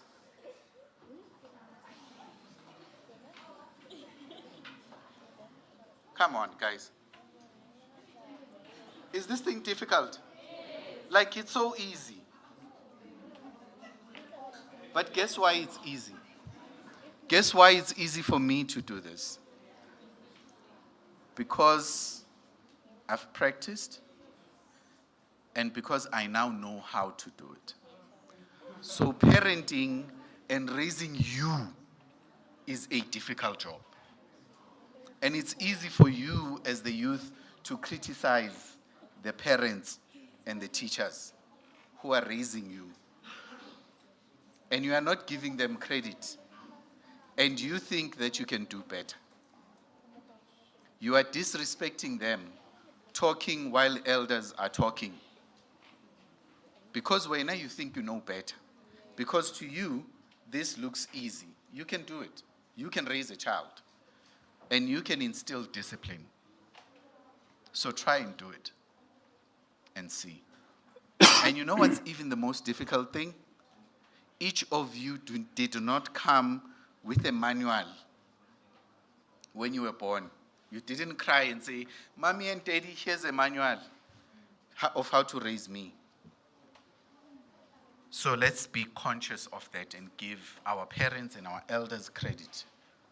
They are trying and doing their best. You can make their lives easier by respecting them and listening to them. Your time will come to be a parent.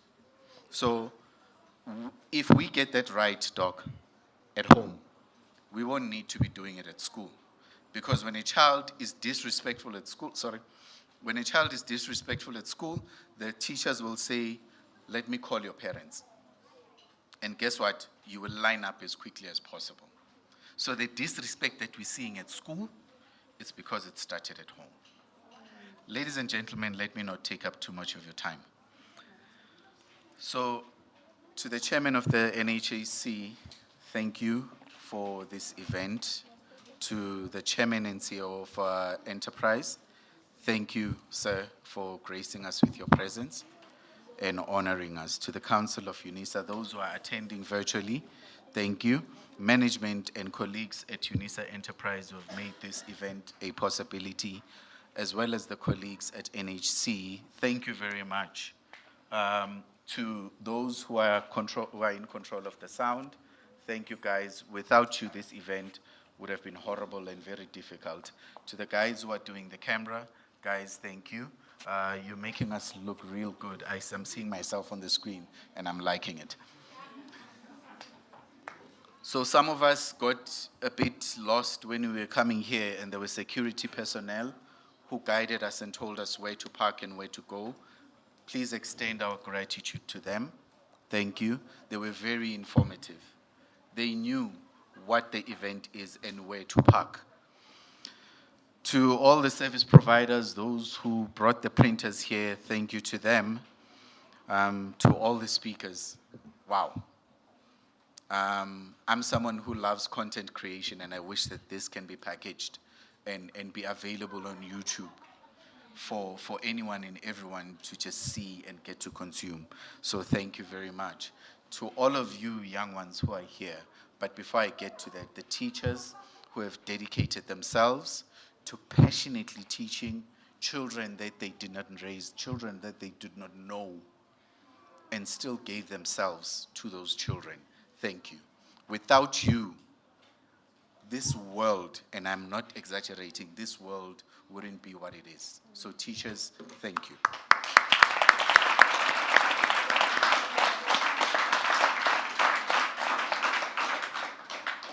And to the young ones, I call you the young ones because you are still young. Look, guys, if you want to change the world, there are mechanisms that are available to you, especially in South Africa. You do have a right to protest. We had the youth of 76 standing up and getting out there on the streets and saying, no more. What are you willing to get out onto the streets and say that this is no more? So this time it's during your school holidays. You allowed yourself to wake up in the morning and come here and get dressed and look as beautiful and handsome as you are in your own unique way. Thank you for coming.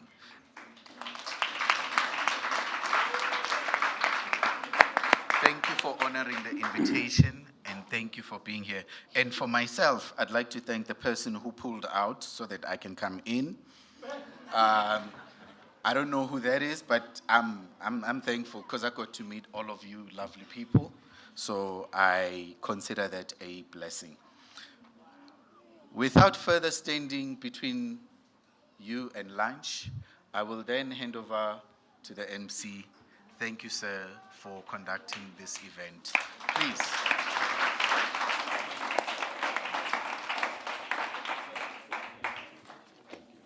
Pleasure. Lunch is here. To the current leaders and the future leaders. The future leaders, your lunch is going to be served on the lawns here, together with your gifts. So the exit is through that door. To the current leaders, lunch is going to be served just behind that door there, where this beautiful lady is marching towards. And you may serve yourself and return to the room to enjoy your meal. To the future leaders, because it's pre-packed packs, you may relax on the lawn and enjoy the skies of this facility whilst you're having your lunch. And can I also just be quickly assisted and reminded whether that tour will still take place, so that an announcement will be made to you whilst you are at the lawns, whether there will be a tour or at least of this facility for you to get exposed to. Ladies and gentlemen, for my side, thank you very much for lending us your ears. And it has been an honor and privilege for me to be part of this gathering. Have a beautiful day further, and let's round up human rights with a bang, and let's enter into Freedom Month, April, from the 1st up to the 30th. Thank you very much once more.